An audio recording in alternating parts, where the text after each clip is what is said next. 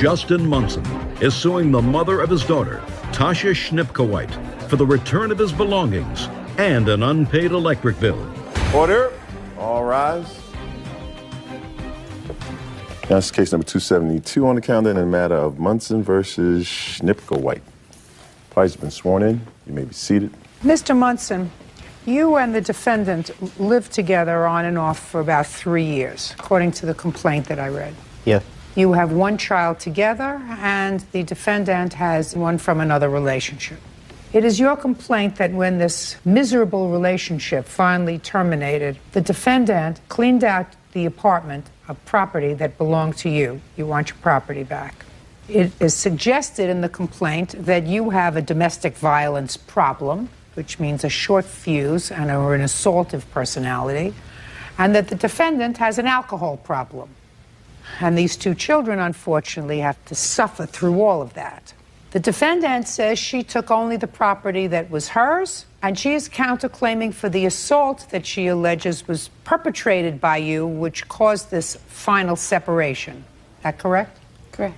You lived on and off for 3 years. How old is the child that you have together? 1. And how old is your other child? My son is 10. And there was a time when both of these children were removed from your custody by Child Protective Services. No. Just one. Just one. Actually, my ex-husband and I have joint custody.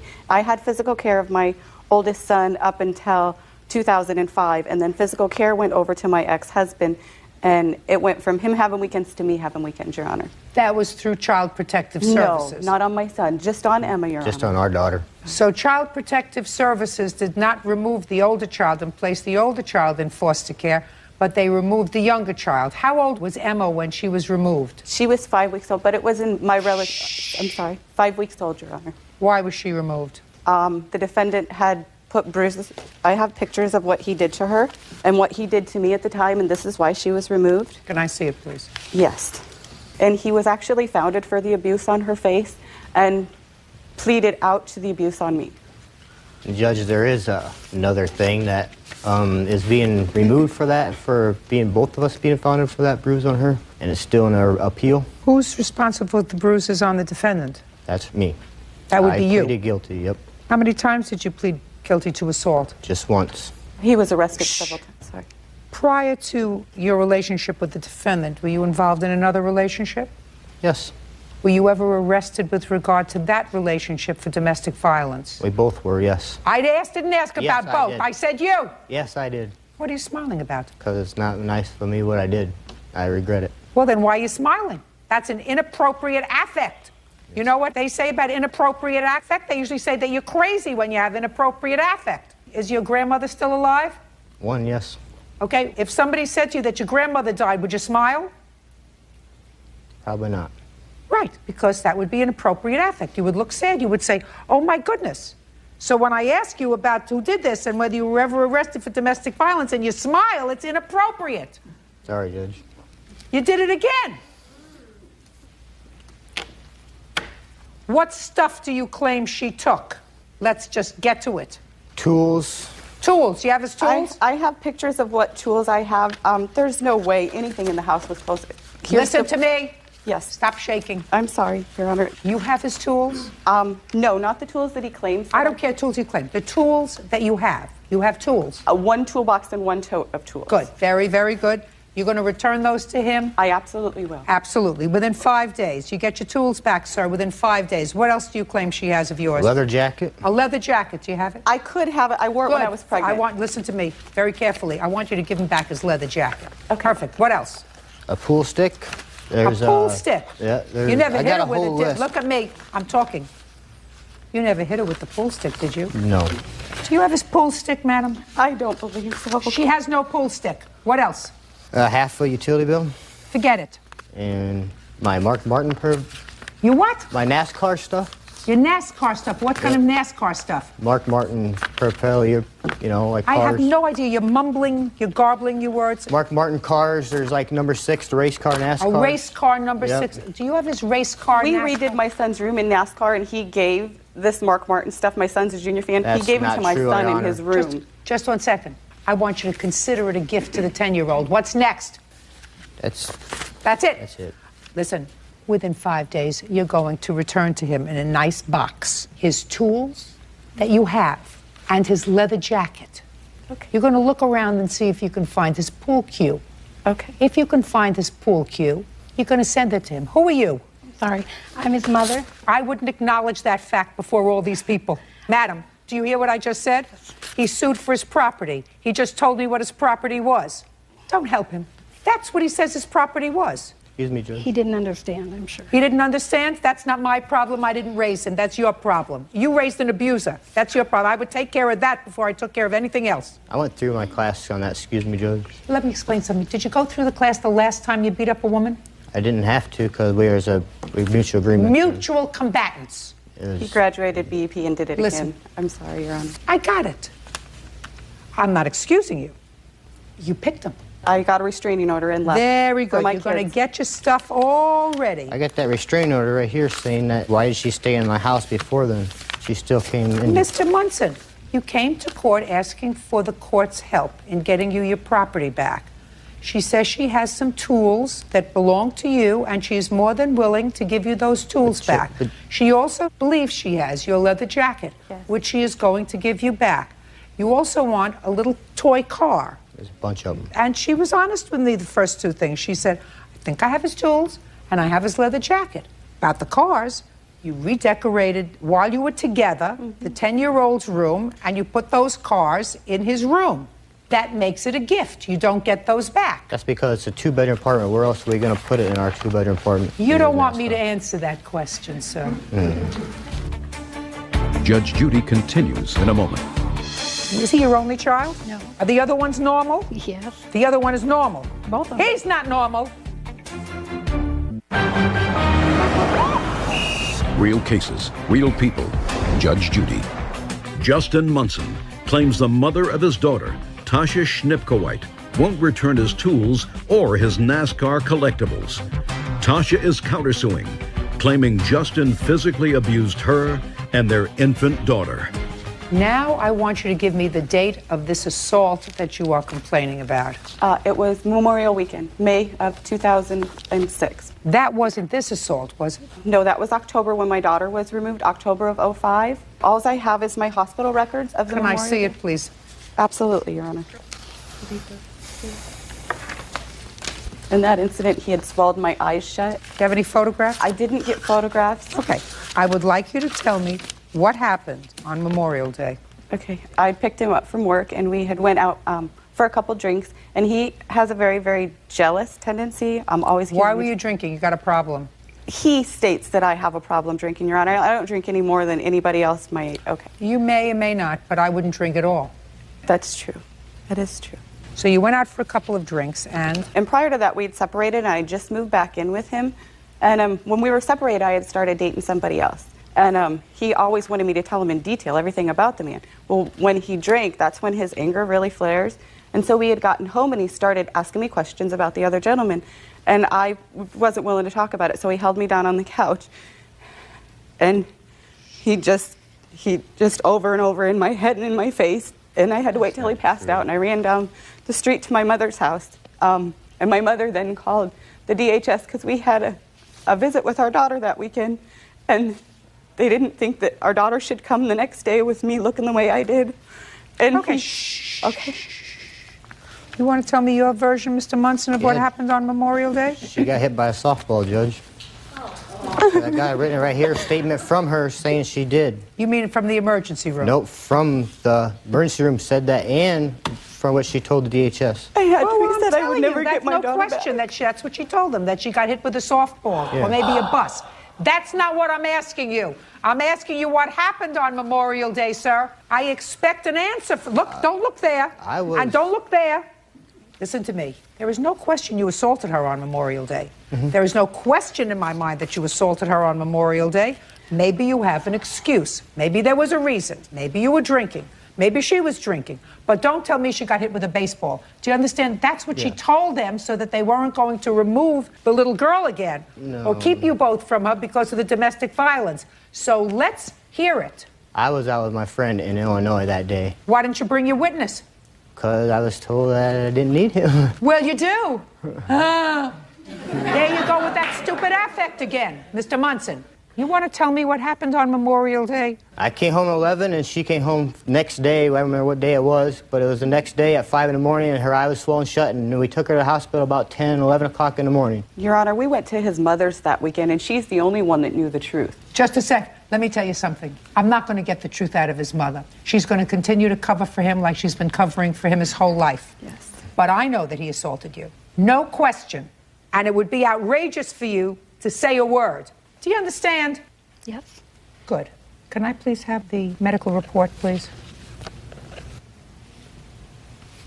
One of these days, he's going to really hurt somebody, madam. He's going to really hurt somebody because he's a nasty drunk. He's a nasty, vicious drunk.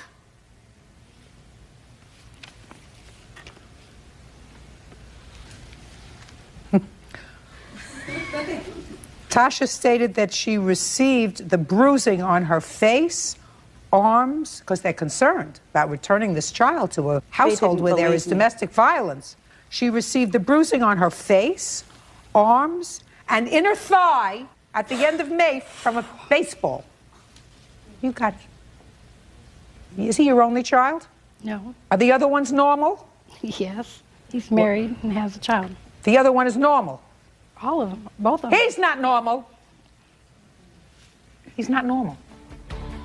Judge Judy continues in a moment.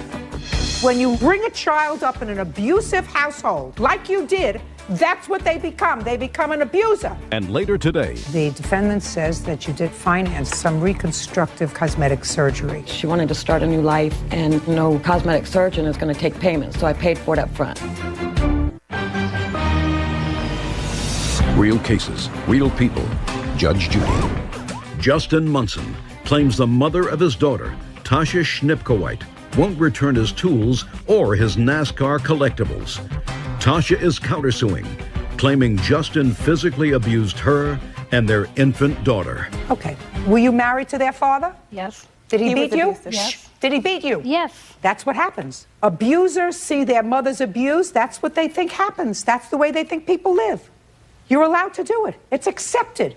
Don't you read things? Don't you watch television? Don't you see documentaries? Don't you read newspapers? When you bring a child up in an abusive household, like you did, that's what they become. They become an abuser, like your son. And don't make excuses for him. You may have made excuses for your husband, but don't make excuses for your son. Judgment for the defendant on the counterclaim in the amount of $5,000. Thank you very much. That's it. Part of that excuse, so stay here. Stay here for a minute. It took a lot for me to move on, and now I'm doing, I don't want to stay with an abusive man. Hitting over head with a pan. I got hit with anything she could grab. I don't want to raise my kids to grow up to be what he is. I was wrong in what I've done, yes, but You took I mean, I classes. took my part in doing my classes to make myself better. He promised he'd change, and again, it just kept happening over and over and over. I got a good woman now that she has no problem with me. When you start seeing those red flags, get out. And now the next case. All parties in the matter of Smith versus Strive. Step forward, please. Belinda Smith is suing her cousin, Laura Strive, for a loan to have cosmetic surgery. Laura claims she never agreed to pay back the entire amount. Miss Smith, this is your cousin, and your complaint alleges a loan to her for some reconstructive cosmetic surgery. The defendant says that you did, in fact, finance this surgery for her. You did so as a gift because you cared about her. At this point, you're angry that she decided to go back to her husband. That is not. That's your defense. Yes. Were you good friends as well as relatives? Years ago we were, but I hadn't seen her for 17 years prior Prior to the what? surgery. Prior to the surgery. Well, then tell me how it came about if you hadn't seen her. She had left her husband and came to stay with me, and then when my house became available, she moved into my house and rented out my house. Once she did that, I ended up leaving. Did she rent out your house alone? Initially, yes, she was living there alone, and I moved back in my house with her, and we shared the house together as roommates. The two of you? Yes. For how long? I want to say April to when she left in January. Okay, tell me how it came about. When she came to live with me, she was always down and out. She was without a sternum bone, without a breastbone, and very insecure with herself. She was going through a divorce. She signed divorce papers. She left her husband. She wanted to start a new life. Tell me how it came about. Don't tell me why you did it. I didn't ask you why. Tell me how it came about. I really couldn't. It was just a conversation we had, and we went on a couple of consultations. You know, I'm even paying the finance charges. She knew. Just tell me how it came about, Miss Smith. I don't know if it was just something that I offered to do for her, but she also knew right away that she had to pay me back. Don't tell me what she knew. What you have to tell me is how this loan came about, and if you don't remember, you don't remember.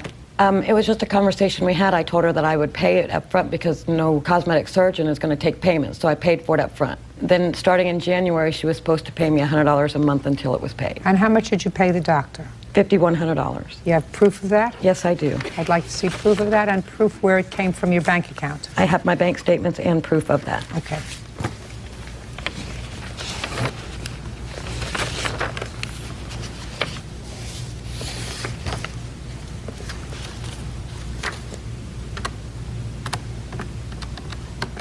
I have $49.50. I believe I paid $100 in cash on the day of the surgery as well. Well, but I don't $49.50 is what you can prove. Okay, then what happens? She had the surgery. She had the surgery done. Everything went well. I took care of her as well after the surgery. She went back to her husband, and the day that she left, she gave me $100 in cash, and about 3 to 4 weeks afterwards, she paid me a $300 check out of her and her husband's checking account, and I haven't received anything since. And then I hired a lawyer, and what was the money for that you sent her? I was going to pay her back some of the money. It was never... But that's what the money was for, that you sent to her? Yes, yes. How much of the $5,000 were you going to pay her back? I had offered to pay her half. It was a gift. It was intended. Don't tell me what it was. That's okay. For me to determine. Okay, okay. Judge Judy continues in a moment. Why didn't you put the check in the mail? Because at the time we were on good terms. All I wanted to do was Why didn't you just put it in the mail slot in her house?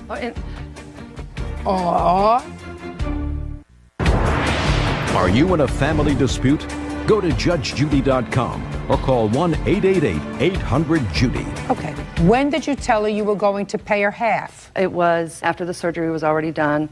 We were at Busch Gardens talking, and I said, well, you know, it was a lot of money. I said, I'd like to be able to go ahead and pay you half of it. And I decided afterwards that I was going back to my husband. She didn't want to hear of it. She says, well, I just want all my money. Well, why didn't you pay her back half? Your Honor, I did try to. I went to her house 3 times to pay her some money. She was not there 2 times. The 3rd time I went there, I offered her a $1,000 check. She refused to take the check. You mean a $1,000 check in total satisfaction? No. As in payment for the rest of the year, and then in January, I would continue payments at $100 a month until half of it was paid. Because I did offer to pay her half. Well, I don't understand why you didn't just send her a check for half.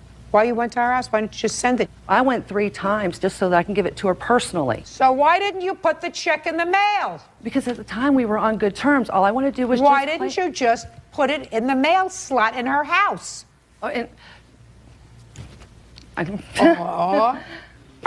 You were there already. I was there, but I didn't want to leave money you take it, you put it in the mail slot. Finished. I don't believe a word you say. You're full of baloney. Judgment for the plaintiff in the amount of $45.50. Thank you very much. That's all. Step out.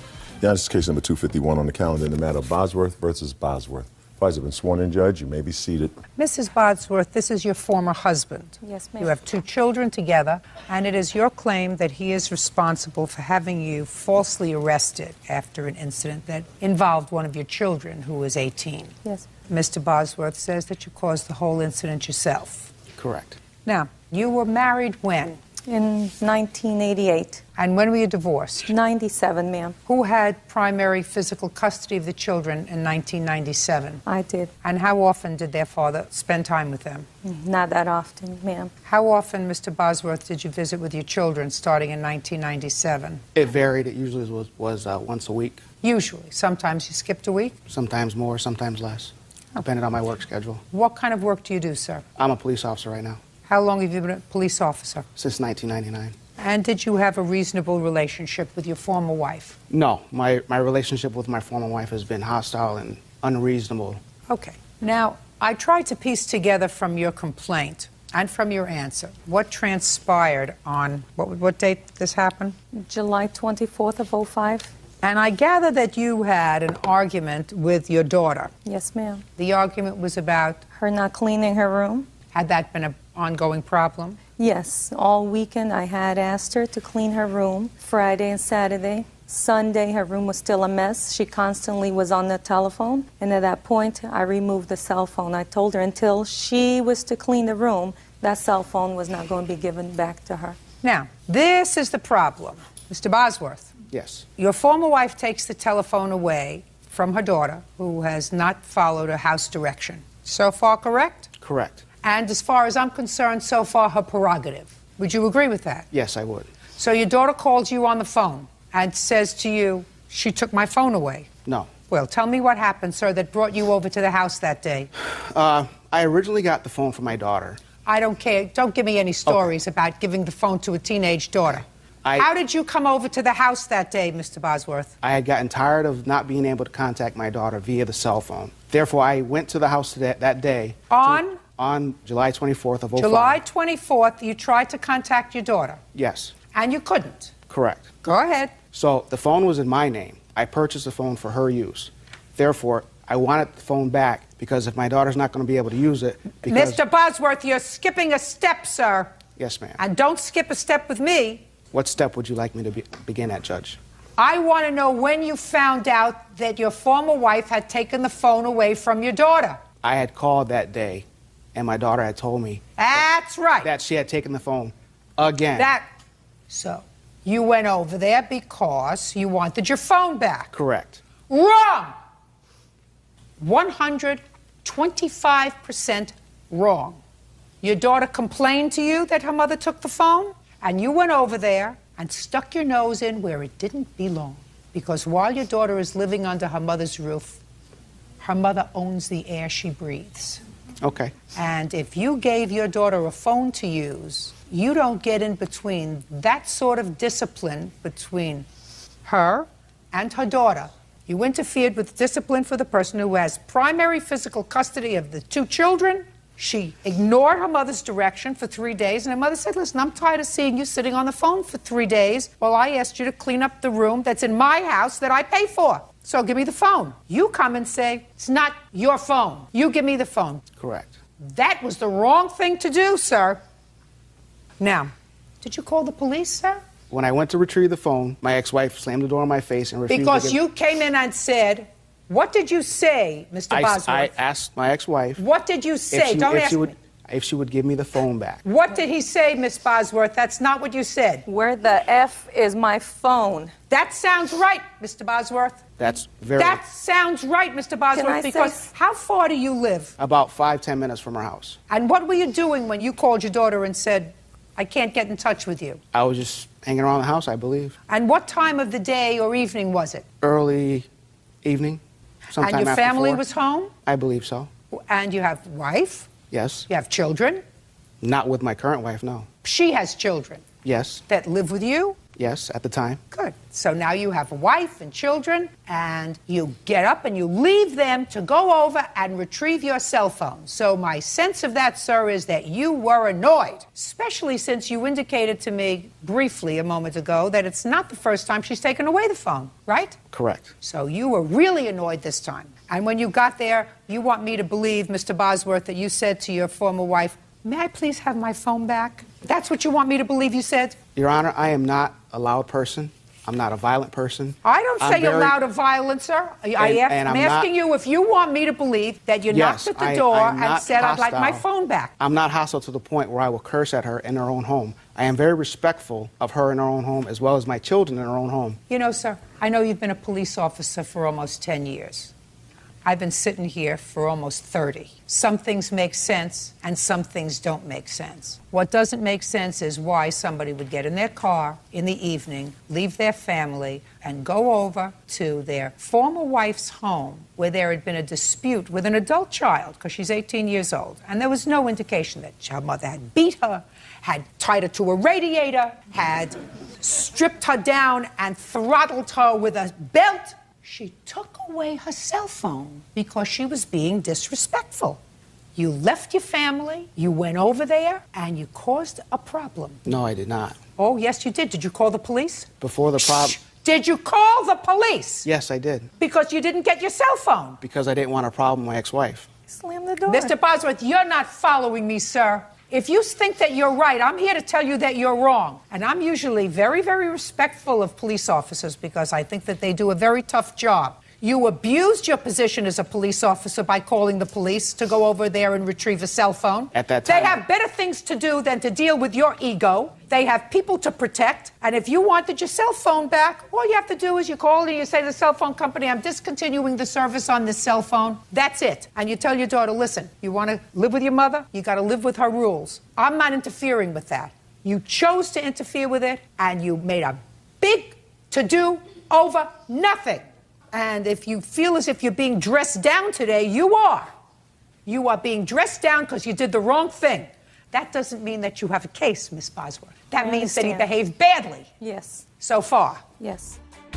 Judge Judy continues in a moment. I said, I don't have his phone.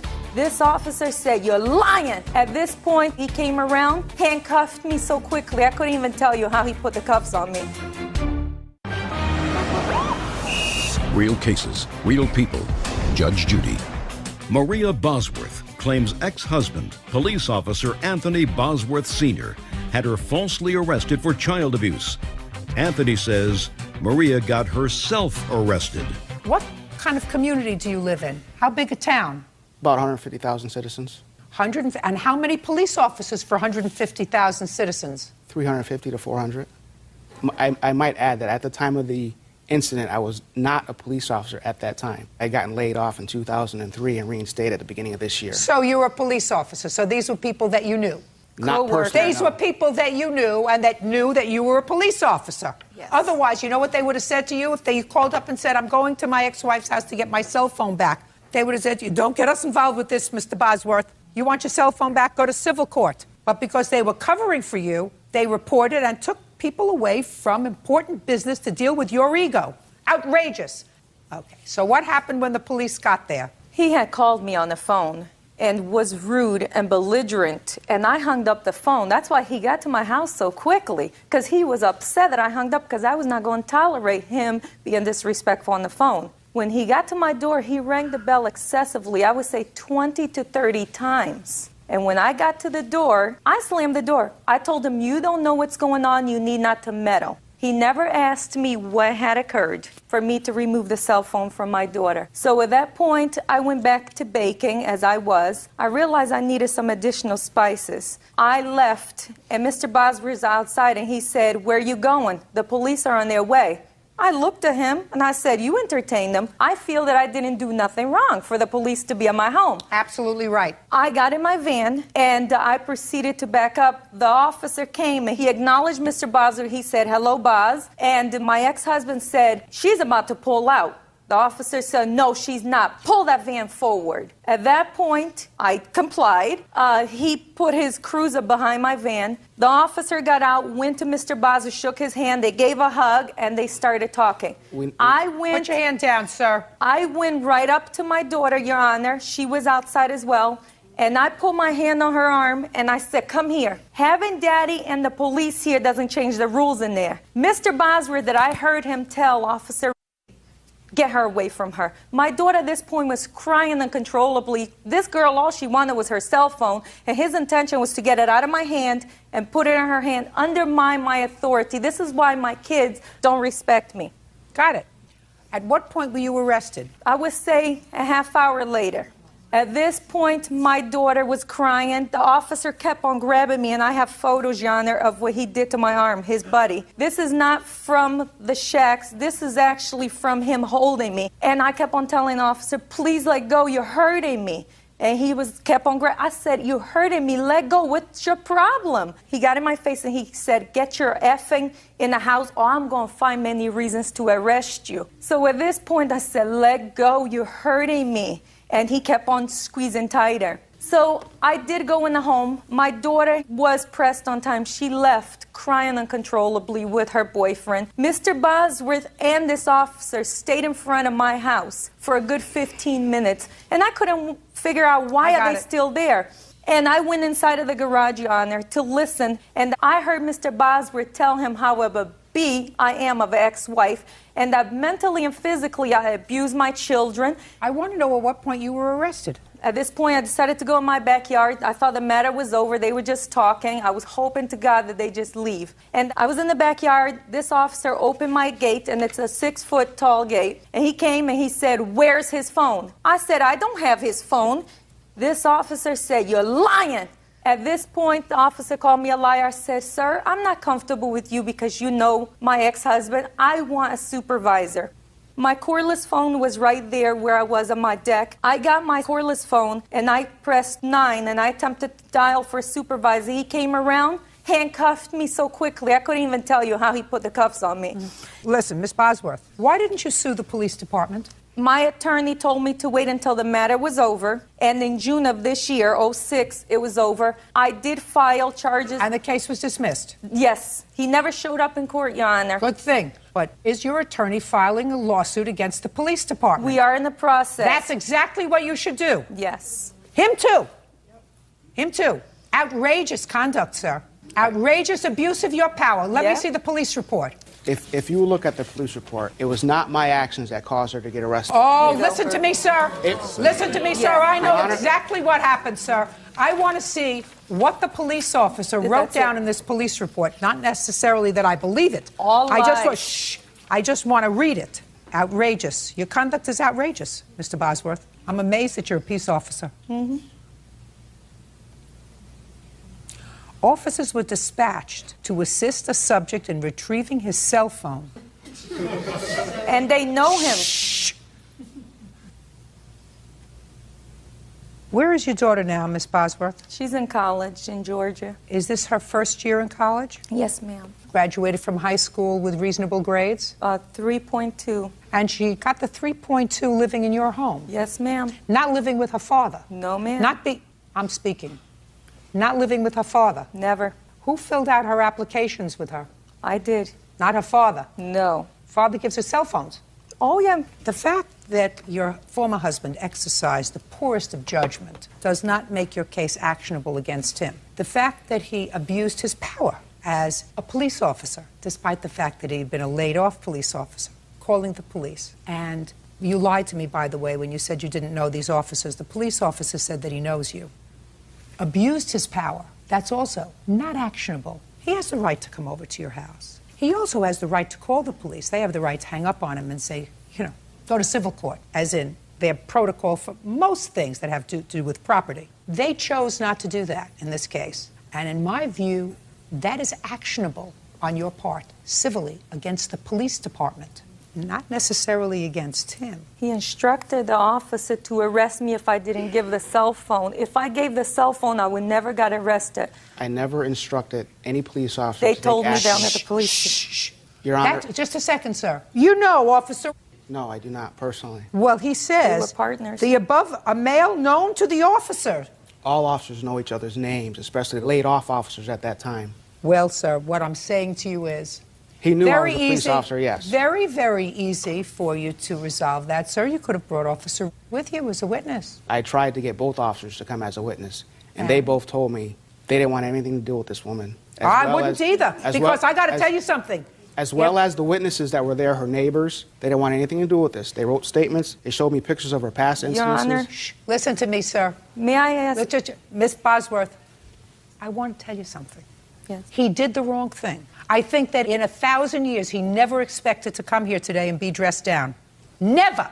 expected to be dressed down because nobody has told him he was wrong except you. And he doesn't believe you because he thinks you're nutty. I'm prepared to tell him that he's wrong, that he did absolutely 100% the wrong thing that day in July. Thank you. May I add something, Your Honor? No, it's not necessary.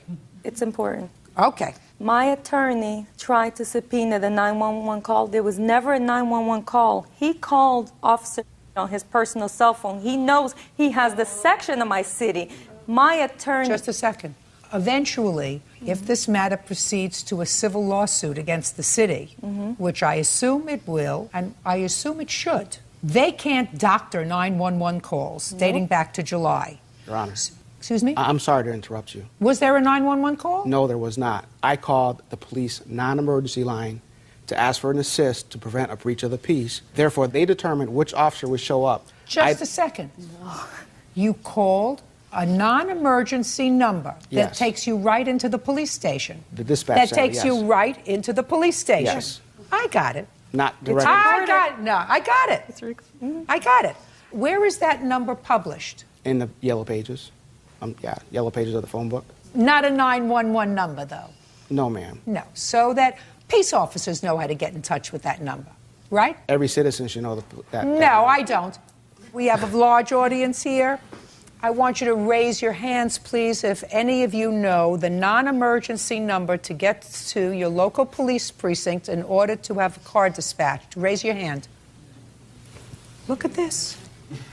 Ma'am, it's in the phone book. Look, I don't care if it's in the phone book. You just said to me every citizen should know the number. They should. Look at these. These are intelligent people. I don't know the number, and you're not going to find anybody more intelligent than me when it comes to law enforcement, Mr. Bosworth. I believe you, Your Honor. The case against him is dismissed, but I wish that I were the judge presiding over the case against the police department where What you about the live. mental anguish I suffered according Listen, you picked him. You picked him, but your lawsuit is a valid one. He exercised poor judgment that day. Poor judgment is not compensated in this way, but the police department have a duty to act responsibly. They have a duty, and they acted not only irresponsibly, but there is no question that they responded to that location because of who he was, and they did absolutely the wrong thing. It was a nonviolent situation when they were asked to come to help retrieve a cell phone, and I absolutely believe you when you say that the police officer came back and said to you, now I want the cell phone. That, sir, is a civil matter. Clear? Goodbye. Now, this is case number 314 on the calendar in the matter of Patino versus Martin. Parties have been sworn in, Judge. You may be seated. Folks, have a seat. Ms. Patino, the defendant is your boyfriend's ex-girlfriend. Yes. And each of you, in the exercise of what I'm sure is excellent judgment, each had a child with him. Yes. Right? Stand up next to her. It is your claim that Miss Martin, who's jealous and annoyed because you were fooling around with the boyfriend while he was with her, vandalized your car. Miss Martin says she's not jealous. She's very happy to be rid of him, and she never vandalized your car. That's right. So let's find out. What's your name? Daniel Ayala, How old are you, Mr. Ayala? 23. What do you do for a living? I'm an assistant manager at a grocery store. For how long? Been with the company, it's going to be 6 years in November. And how much money do you earn a year? Between 30 and 35. And how many children do you have? 2. With Miss Martin, you have one child. How old is that child? He's 2. Pay child support for him? Not through the course, just I just give her money every week when I get paid. How much? How much do you give her every week? She asked me for $40 a week, so I give her $40 a week. So you give her $40 every week, right? Yeah. Yes. Who do you live with now? I live at home and I also stay with her. What do you mean you live at home and stay with her? What does that mean? I stay at my mother's house and How often do you stay at your mother's house? probably like 2 nights a week. And you stay with her? Yes. Where do you pay rent? We give her mother money for rent. Who's we? Me and Carla. Give who money for rent? Her mother. Oh, so you live with her mother? Yes. How much do you pay rent? She gives her $200 a week. I mean, what, a month? $200 a month. And you? Well, I give her $60 a week. You give her $60 a week? Yes. For what? Just so I could give her money. You understand that if you give Miss Martin $40 a week, which she's going to tell me you don't give her all the time, is that right? No, I don't give it to her anymore. Right? Right. Right. But if you did, That would be $5.74 a day. You look like you are a pretty good eater. Mr. Ayala? Can you eat on $5.74 a day? Sometimes. Really? Tell me where. Tell me where you Fair eat. Play Foods Deli. What? My grocery store is deli. Oh, because you get the food for nothing. Pretty much. Now, Miss Martin, did you vandalize Miss Patino's car? No, I did not. Miss Patino, how was your car vandalized and when? Okay, it happened on Tuesday, October the 3rd this year. When I got out from work at 9 o'clock, I went to my car and I saw scratches around the car and 4 flat tires. But what happened was that she went to my job the same day around the time 6 and 6:30. Where do you work? At a grocery store. Same grocery store he does? No, I work at Markham. So she came to your grocery store. Don't move back and forth. You know what you just did? Showed me attitude. Oh, right? I'm sorry. I was just Don't show me wondering. attitude. Only one attitude here. I know. That's right. Go ahead. So she came to your grocery store. Yes, she went to my register and she was talking to her friend, and then she received a call, and it was from my boyfriend, and she... What did you call her for? Because she called me. I was at work and she called me. I couldn't get to the phone, so I just called her back whenever I could, like 5 minutes later. What was the purpose of the call? Because right now my son is in Mexico with his parents for 2 months, and the only way I can get through with him is by him calling and translating for me, which he stopped all of that, so I haven't talked to my son at all because he won't call for me. What is your son doing in Mexico? He went to go visit his great-grandparents with his grandmother. And when do they do back? Next week. It was very nice of you to let him go. I know, and this is the things I get. It was very nice of her to let him go. Yeah, I didn't think she was going to do it. But she did. I'm very thankful. Very nice, because she had to sign a paper Yeah. allowing him to go, because in Mexico they have those laws that don't permit you to take a baby or a child unless Right. both parents go. So she had to sign to let him go. Did you sign with the date that they had to return? What was the date they had to return? November 10th. And it says so in the paper that you signed. Is that right? Yes, either 2 weeks before or 2 weeks after. November 10th. Right. Okay, good. When are your parents due home? November 10th. They are coming home, aren't they? Yeah. What? Yes would be the answer. Yes. Good. Okay, so she came to your register. There was a phone call. Go ahead.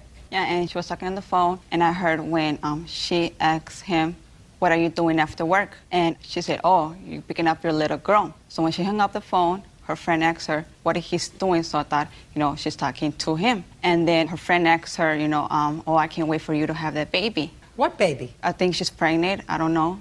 You pregnant? No. Go ahead, let's go. Okay, she said, I'm going to abort it. And when she was leaving my register, she told me, "Don't tell Danny my business." And I turned around and told her, "I don't care about your business." And then when she was leaving, she started cursing at me, threatening me that she was going to come back at 10 to find me. So, okay, and then you went outside and found your car damaged. Yes, and when I got out from work at 9 o'clock, I went to my car and I saw all scratches around the car and 4 flat tires. I called the police, they came, and then my boyfriend received a call from her admitting it that she did damage my car. Did you receive a call from her? I actually called her. She didn't answer, and then she called back. And what was the conversation? Shh, don't speak. What was the conversation? The conversation was... Look at me. The conversation was just like... Look at me.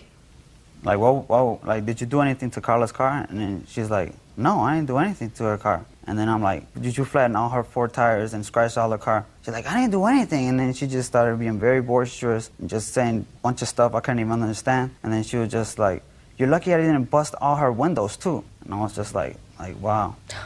And then she just hung up, and I kept trying to call back, like, "Deasia, what's the big deal? What happened? What is going on?" And she just wouldn't answer. I even left the messages like, "How could you do this? It's just childish." Did you speak to her? Yes, I called her and asked her why did she damage my car when I have never done nothing to her. And then she said, "You know what, I'm tired of you. You have everything. I'm just sick and tired of you. And you're lucky." No, say nothing until I ask you. I'm going to give you a chance. And you're Go ahead. lucky I didn't pop your windows too. And then she started screaming and arguing, and I couldn't understand her, so I hung up the phone on her. Judge Judy continues in a moment. Just so happens that you ended up at her register of the 7 registers that are in the Because her supermarket. register was the only one that didn't have a lot of stuff there. Baloney! And later today, She had asked me if I wanted to take the TV, and I told her yes. Well, who was supposed to pay for it? I assumed it was going to be a gift. In the midst of this hostile situation, you thought that she made you a $4,000 gift.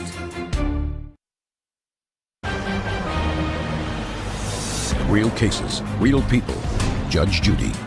Carla Patino claims her boyfriend's ex, Deasia Martin, vandalized her car by keying it. Okay, now I'll hear you, Miss Martin. We went to her job, not knowing if she was working or not.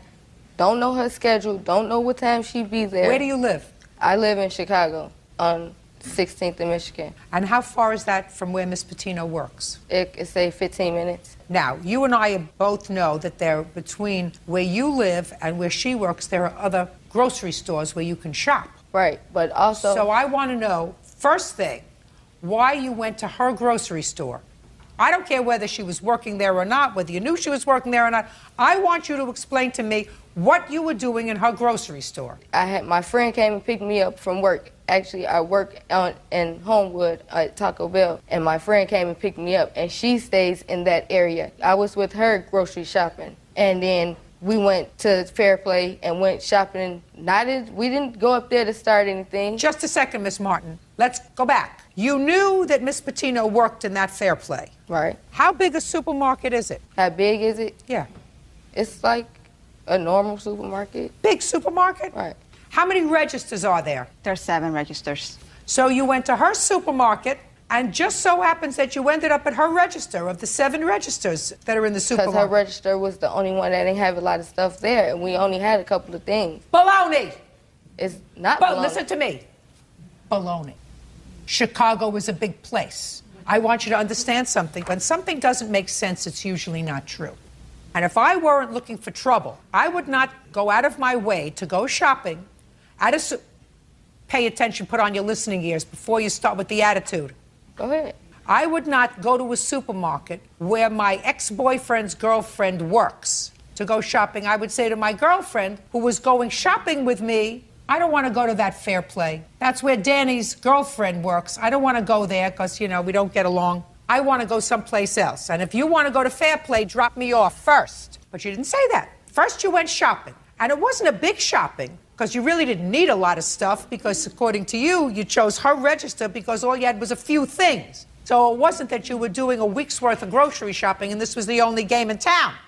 And of the 7 registers, you chose her register. Bad form, madam. You get me? I got you. Bad form. Now, you're going to tell me that you never said to Danny or to her, you're lucky I didn't pop your windows out. You're going to tell me that you said that. I didn't say that. Right. And you're going to tell me that you didn't do her flattened tires. No, I did not. Well, either you did or your girlfriend did. I don't know who did. Well, but you're going to pay for it. So you better try to figure out. Something that You I did better not do. Absolutely did it. I didn't because do it. If somebody is dumb enough, she have any don't proof speak of- when I'm speaking. Don't speak when I'm speaking. She If don't have somebody's no proof dumb of enough, these, if stabbing her somebody, tires or anything. hey, you see my mouth moving? If somebody is dumb enough in all the supermarkets in Chicago to pick hers, and if somebody is dumb enough of all the registers available to go to her register, then they are dumb enough to take a car that was parked without flat tires several hours before and flatten the tires and scratch the car. And if it walks like a duck and quacks like a duck, it's a duck. How much did it cost you for the tires? I have paid for it. It was $2.80 and 11 cents. And how much did it cost you to fix the scratches on the car? The scratches, I haven't fixed them. I just got an estimate. And what was the estimate? Got 2 estimates. The lowest one. $2,127.90. And what kind of car do you have? I have 2000 Chevrolet Metro. Judgment for the plaintiff in the amount of $2,100. That's all. Step out. Why does our excuse, Junior? Step out. For her to have low self-esteem and let him put everything in her head. She knows that I'm doing good in life, and she's not, and she's jealous. And make it seem like I'm jealous of him, which I don't want him. Because, you know, my boyfriend, he's with me because he decided to be with me. And if I did, I can have him, and I'm being nice enough and giving him up. And now the next case. All parties in the matter of Gill versus Johnson, step forward, please. Erin Gill is suing her former live-in boyfriend, Stephen Johnson, for a plasma TV he took from their home when he moved out. Stephen claims the TV was a gift from Erin. Ms. Gill, this gentleman used to be your boyfriend. You lived together for, I don't know, 5, 6 months. Is that about right? A little longer than that, but And close. according to your complaint, when things didn't work out and you left, he agreed to keep the 42-inch plasma television set and make payments on it. It was bought on your credit. He kept the TV. He didn't make the payments. You want the payments made. Correct. The defendant says that things didn't work out, but as soon as you moved in together, you started purchasing things for the apartment, furniture, etc., all kinds of stuff. When he left with the clothes on his back and the TV. So you kept everything else, and the TV is supposed to be his. Is that right, sir? That's your defense? Yes, ma'am. Is that a truthful defense? Yes, ma'am. Did you ever agree to make payments on the TV? No, ma'am. When did you move in together, Mr. Johnson? Approximately sometime last year, I believe, in the middle of the year. June 2005. And when did you separate? January of 2006. And whose apartment was it? It was under Erin's name. She was on the lease. You moved in together? Correct. When you moved into the apartment, where did you move from? I moved from my residence that I had shared with my husband. And you? From one of my friend's houses. So you came with no furniture? No. Did you come with furniture? Yes. What did you come with? I came with couches, a television, tables. I purchased a bed shortly after moving into the residence, so. What items do you say you purchased for the residence, Mr. Johnson? Well, previously to that, I had 2 dresser drawers, a barbecue set, a couple scenic television portraits, another television that I bought in the apartment to furnish it. Another TV? Yes. How large a TV? It's a 19-inch television set. How much did you pay for it? Off the top of my head, approximately about $150. And where was that, in the bedroom? I believe it was her son's bedroom. And you left that TV? Yes. And the dressers, drawers, and that stuff, those were not things that you purchased? Earlier, but not jointly. Okay. Now, when you left, did Miss Gill say you couldn't take any of these things with you? No. So you could have taken your little 19-inch TV, whatever dresser drawers that you left there, you could have taken it with you, right? Yes. Because although they probably weren't happy with each other, this was not a hostile separation, right?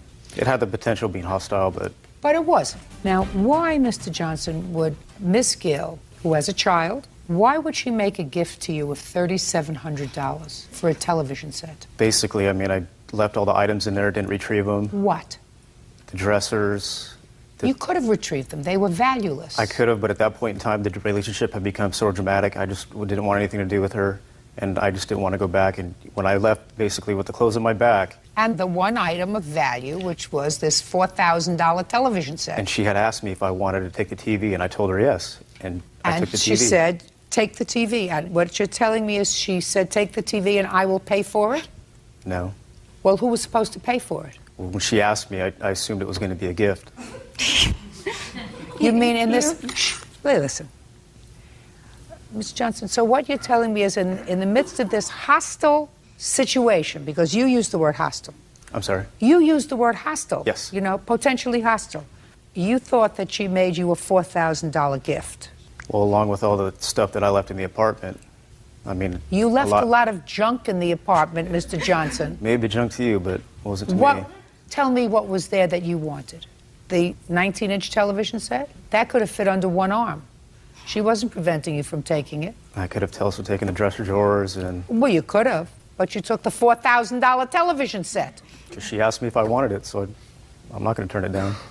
Go ahead. I asked him if he wanted everything. I told him the date I was moving out of the apartment and told him if he did not pick up his belongings that were still at the residence, I would donate them to charity or drop them off at his parents' house, whatever worked for him, and he did not respond to me. Tell me about the television set.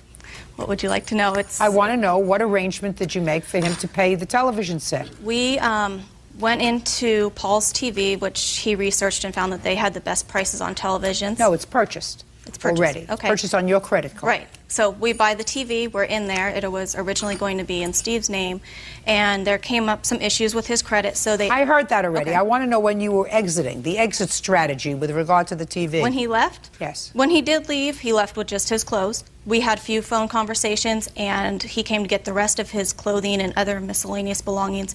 And at that point, we had a conversation about the TV. And I said, would you like to take the TV and you can pay for it, or I'll keep the TV and pay for it? He said he'll take it and pay for it, and never did.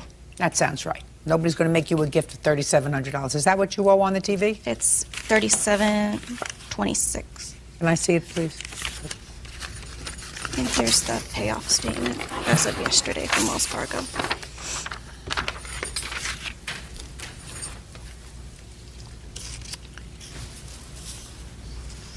Well, the total price was $37.26. You mean nobody paid for it? No, he's been receiving monthly bills at his parents' house, and he hasn't made any payments. So you had this TV for 6 months and nobody paid for it? It was a no interest, no payments for, I believe, 1 or 2 years. It was a special promotion they were running. It's Yeah. no money down, no interest, no payments. I don't believe the year has passed by. That's why there's no money due yet. Well, that's not the issue. The issue is, at this point, you have said that you have no intention of paying this. Is that right? Completely. Hmm? Yes. Okay. 37-26, judgment for the plaintiff. Thank you very much. Now, it's case number 392 on the calendar in the matter of McLaughlin Browning versus Moreland Cooper. Thank you. You're welcome, Judge. Parties have been sworn in. You may be seated, sir. Have a seat, please. Okay. According to the complaint, you rented a house from the defendants. You gave them a deposit in order to move in. You moved in. You said the house was in deplorable condition. You want your deposit back. You want hotel stay and punitive damages for filing false charges against you with Child Protective Services. The defendants say that you owe them for rent and something that you stole when you left, right? Yes. That's what the case is about. Mm-hmm. Okay. You have children together? No. You have children who lived in the house? Yes. How many? Two, my daughter Michaela, who's 5 now, and her son Austin, who's 6. And how long have the two of you been together? We've been together a year. Okay. Where were you living before you rented the house from the defendants? Back in January, I bought a house with my ex-wife, and she filed for divorce about 2 or 3 days after we actually signed for the house. So I had to move out by March 1st so I could get into a house with Rachel, because I knew Rachel from high school. So I mean, are you a couple, or are you just sharing a house? we're a couple.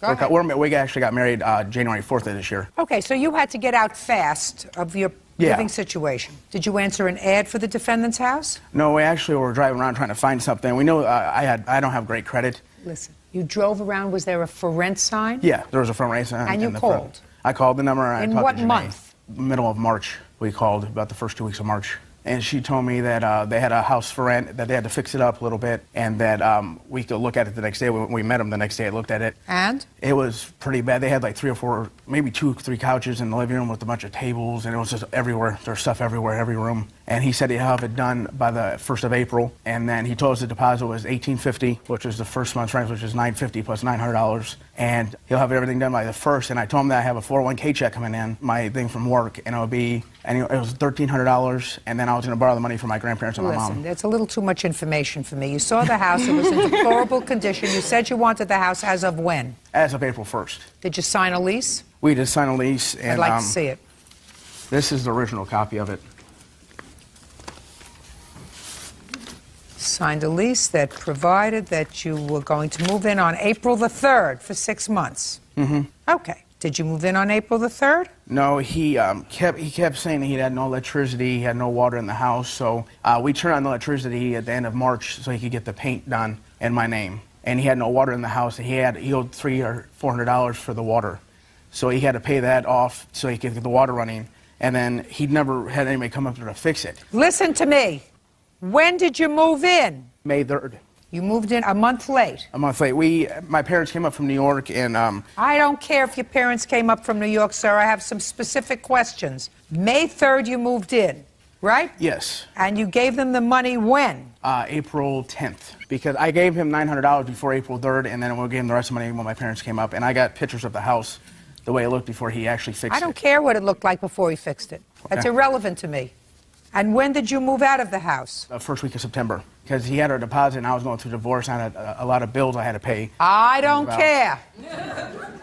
Mm-hmm. So you had to give him first and last. I got him deposit and first month's rent. So the deposit was for any damage that might be done and first month's rent. Yes. So you owed him rent in June. Yes. Did you pay him? No. Why not? He never came to fix our house. My daughter's room had no carpet. Just a second. Was there carpet before you moved in? No, not my daughter's room. Is there anything in the lease that provides that he has to provide for carpet? It has to be livable.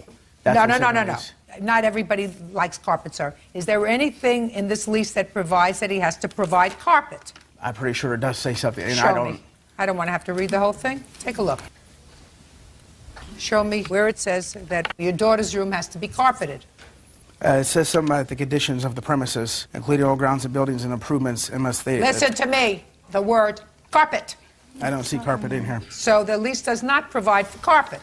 No. Okay, so you didn't pay him for June. Your daughter's room had no carpet. And her son's room had really old carpet. He said he was going to change in there. It was like shag carpet, and the whole house was completely destroyed. Listen to me. You moved into it.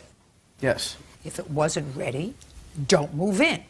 So you moved in, and you didn't pay June's rent. Yes. Did you pay July's rent? No, we had no... Okay. Don't go there, sir. Sorry. I don't want to hear, you're fetching and complaining. You moved your family in, and as soon as you moved in, you stopped paying rent. Because that's what happened. I mean, that's the objective data. Yeah. You moved in, and you stopped paying rent. No June, no July, no August. Yes. And what were you doing with the rent money? I was putting it toward my bills that I had from my divorce. I had a car that was 2 months behind, and like that. And we had a problem with her insurance and stuff at work, but the house is not livable. My dad... Listen to me, if the house isn't livable, you move out. We had if nowhere it's to move. not livable, you don't move in. And if it's not livable, you move out. You don't scam the landlord by moving in and saying, now I'm here. Now you can't get me out. Wait, I had nowhere to live. That's not his problem. Is he related to you by blood? No. Who cares if you have nowhere to live? Go live with a relative. Go live with your mother. Go live with your father. Go live with your sister. Go live with your brother. But don't move into a stranger's house and say, now I'm not going to pay rent because I got bills for my divorce. I mean, we gave him $1,800 for the month. He never came and fixed it.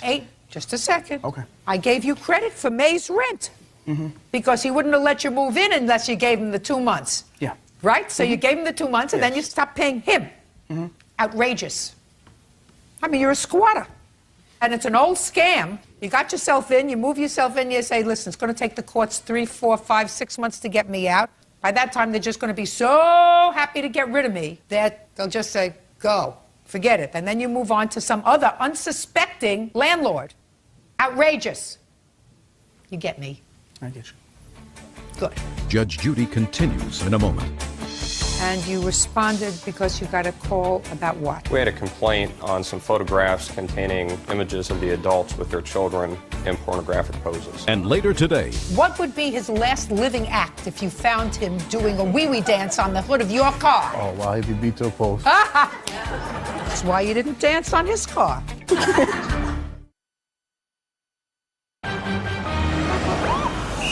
real cases, real people. Judge Judy. David McLaughlin and Rachel Browning say former landlords Michael Moreland and Janae Cooper owe for the return of a deposit and for false charges made to police. The defendants are countersuing for rent. If you don't like an apartment, if you don't like a house, you don't move in. Does that sound right to you? You're the police officer, is that right? Sounds right, Judge. Right? Nobody's twisting your arm. You don't like the shag carpet? Don't move in. Doesn't mean that much to you, you move in. You want carpet in your daughter's room? Go to Home Depot. Now, the second part of your complaint is that they called Child Protective Services on you. Yes. Yes, go ahead, sir. Your Honor, we never called Child Protective Services. Just a second. They called the police. Can I ask quite the question, please? Did they call Child Protective Services? The police did. Once the police came out. So they called the police? Yes. Mr. Moreland? Yes, Your Honor. Did you call the police? Yes, Your Honor. Tell me why. What month did you call the police? August or June, somewhere around there. Well, August and June are 2 different months. I'm not sure, Your Officer, Honor. could you stand up, please? Yes, Judge. Could you move over there? I know you're not a plaintiff's witness. Certainly. But you responded to the location where Mr. McLaughlin and Miss Browning were living. Yes, I did. You remember when that was, sir? It was on June 25th. And you responded because you got a call about what, sir? We had a complaint on some photographs containing images of the adults with their children in pornographic poses. And when you responded to the location, did you find anything? No, ma'am, we did not. Not anything that related to the complaint.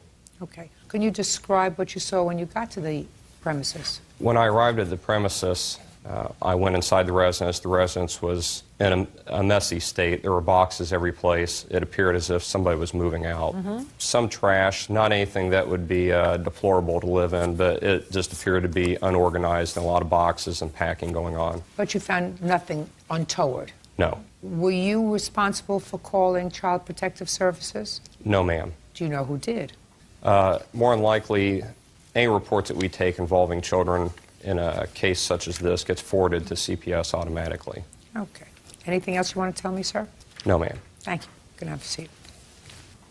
Okay.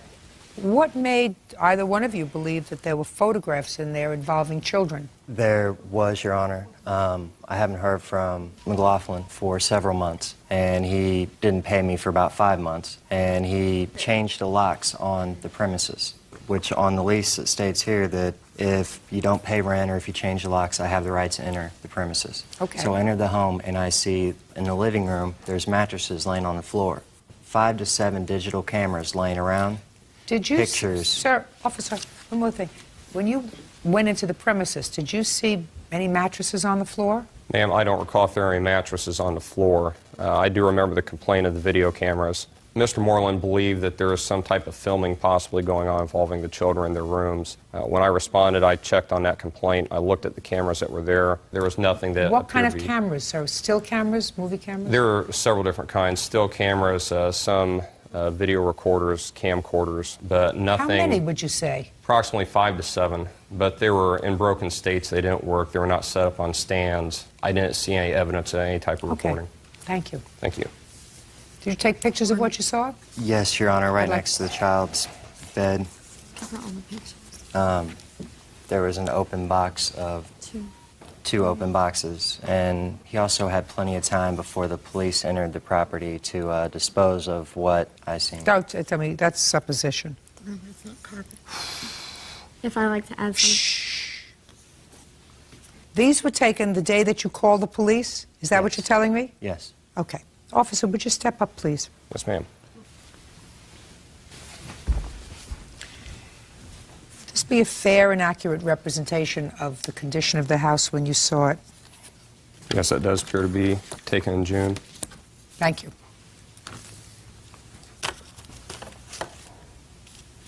Mr. Moreland was perfectly right to pick up the phone and call the police and have them come to at least look into what was going on in that house. You moved in, according to you, on May the 3rd. This house looks like a disaster area, an absolute disaster area. And I'm not even addressing the pornographic material that's there, which, by the way, you acknowledge that you had in the house, but you say it was, in fact, put away so that the children couldn't reach it. Well, somebody reached it.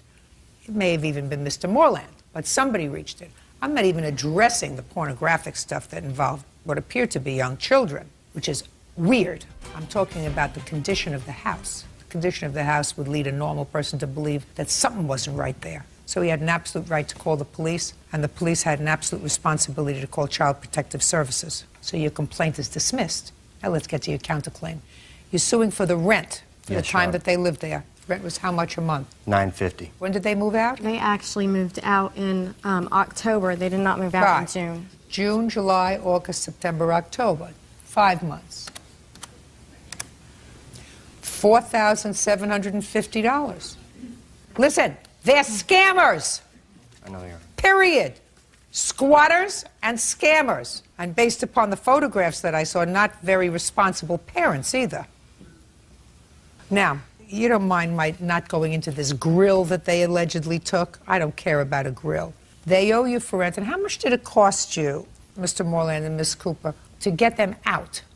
Or did they just move? They eventually just moved, but trying to fix up the house after they left, we had to end up filing a bankruptcy because of the mortgage and everything else wasn't paid. And that cost us $4,200 just to file that.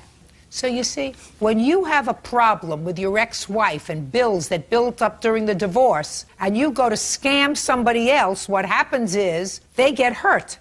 It's a trickle-down effect because they didn't have money to pay the mortgage because you didn't pay the rent and you refused to move out of the house. Perfect strangers had trouble. You ought to be ashamed of yourself, both of you. And I certainly think Child Protective Services should give another look to where you're living now. Where are you living now? Decatur Township. You know where that is, sir? I do, ma'am. Good. Judgment for the defendant on the counterclaim in the amount of $4,700. Claim is dismissed. That's all. Parties are excused and they step out.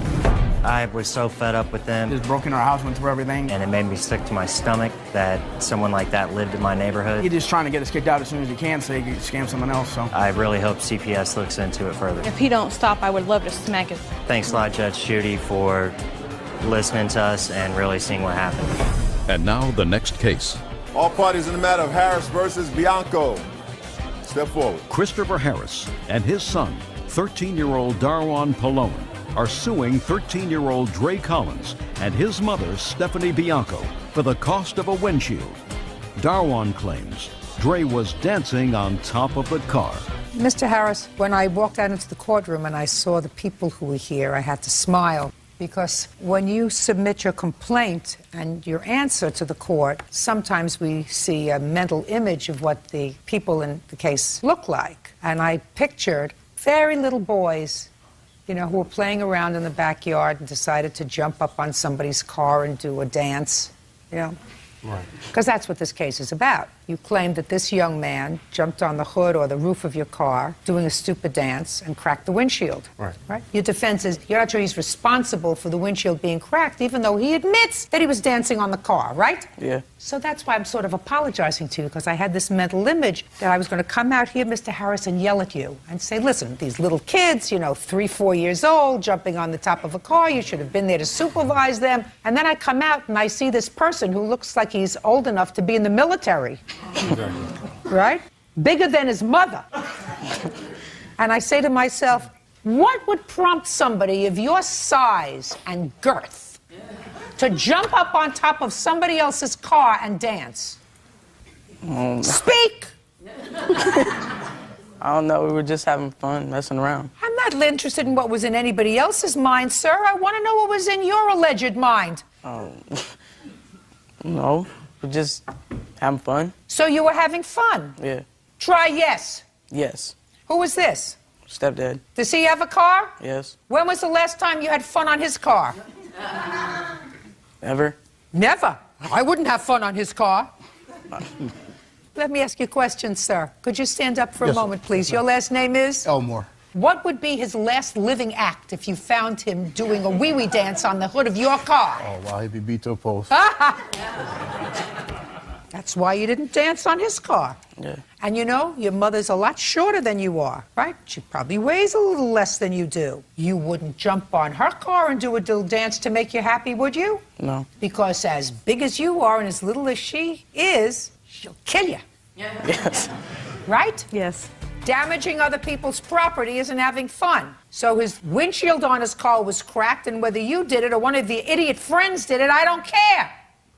You pay for it. You got it? Mm-hmm. Yes, ma'am. Perfect. Can I see a bill for the windshield, please? How many other idiots were on the roof dancing? One. Just me. One myself. other. One other, yeah. One other? Idiot. Who was the other idiot? Marcel. Who's Marcel? No. Sorry about that. Hey, I was not standing. I'm sorry about Listen. that. You know what you should, first of all, you would have been able to contain yourself if your shirt was tucked in. I'm sorry. Good. Now you can stand up quietly, orderly. Aren't you sorry you didn't tuck your shirt in? No, you didn't. Don't do it now. Were you dancing on the roof? No. Good. Sit down. He's too thin to break the windshield on the car. You owe him an apology. Sorry. $199 judgment for the plaintiff. Thank you very much. Now, this is case number 342 on the calendar in the matter of Huff versus Veloff. Thank you. You're welcome, Judge. Parties have been sworn in, Your Honor. You may be seated. Ma'am, have a seat, please. Ms. Huff, the defendant is your soon-to-be ex-son-in-law. I assume this is your daughter. Yes, ma'am. And it is your claim that he owes you money for bail. Yes, ma'am. And that he agreed to pay you back once you had bailed him out, and he has declined to do so. Mr. Veloff says you made no agreement with him with regard to the bail money. You made an agreement with his wife. So if you want the bail money paid, get it from your daughter. That's your defense? Yes. Okay. Mr. Veloff, how long have you been married? 13 years, 14 years? 13 or 14 years. 13. You have children? Yes. 2. How many? 2. When were you arrested, sir? It was filed on July 4th, but I actually turned myself in on that Sunday, which would have been, I think, the 6th, 7th? Of July, I'm sorry. 7/7 of 06? Yes. Is this the first time you had been arrested, sir? Yes. And this was for domestic violence? Yes. And the domestic violence alleged that you either assaulted or threatened or harassed your wife? Right. Were you in or out of the house on the 7th of July? In the house. No. Okay. Mrs. Veloff, when did you complain about your husband's conduct to the police? The incident of 4th of July. Tell me about the incident. We have been having marital problems for quite a while, and a recurring situation came up again that he was not working and taking care of his responsibilities. It escalated into a yelling argument that turned physical. Shortly after, well, the argument went on for quite a while. He was restraining me. I was not allowed. I was undressed coming out of the shower. He wouldn't allow me to get dressed. He wouldn't allow me to leave the master bedroom. Finally, when I did get out of the bedroom, I made it down to the lowest floor of the house, got a phone, and dialed 911. While I was on the phone with the dispatcher, he left the property. While he was gone, they dispatched 2 sheriff's vehicles to the house. They took my statement, took photos. Copy of the statement, please. Do you have a copy of that police report? No, ma'am, I do not. Okay. They took photographs of what? They took photographs of the marks on my body and the damage to the home. What kind of marks did you have on your body? My arms were bruised, where he had grabbed me and forcibly threw me on the bed. My neck was irritated and red. Your Honor, I do have a copy of the charges. I'd like to see them. Where were your children when all this was going on? There was a 4th of July community picnic that my daughter was at, and my son was outside playing basketball with a friend of his. I believe, well, he was in the driveway. I think they were playing basketball. How old are your children? 14 and 12.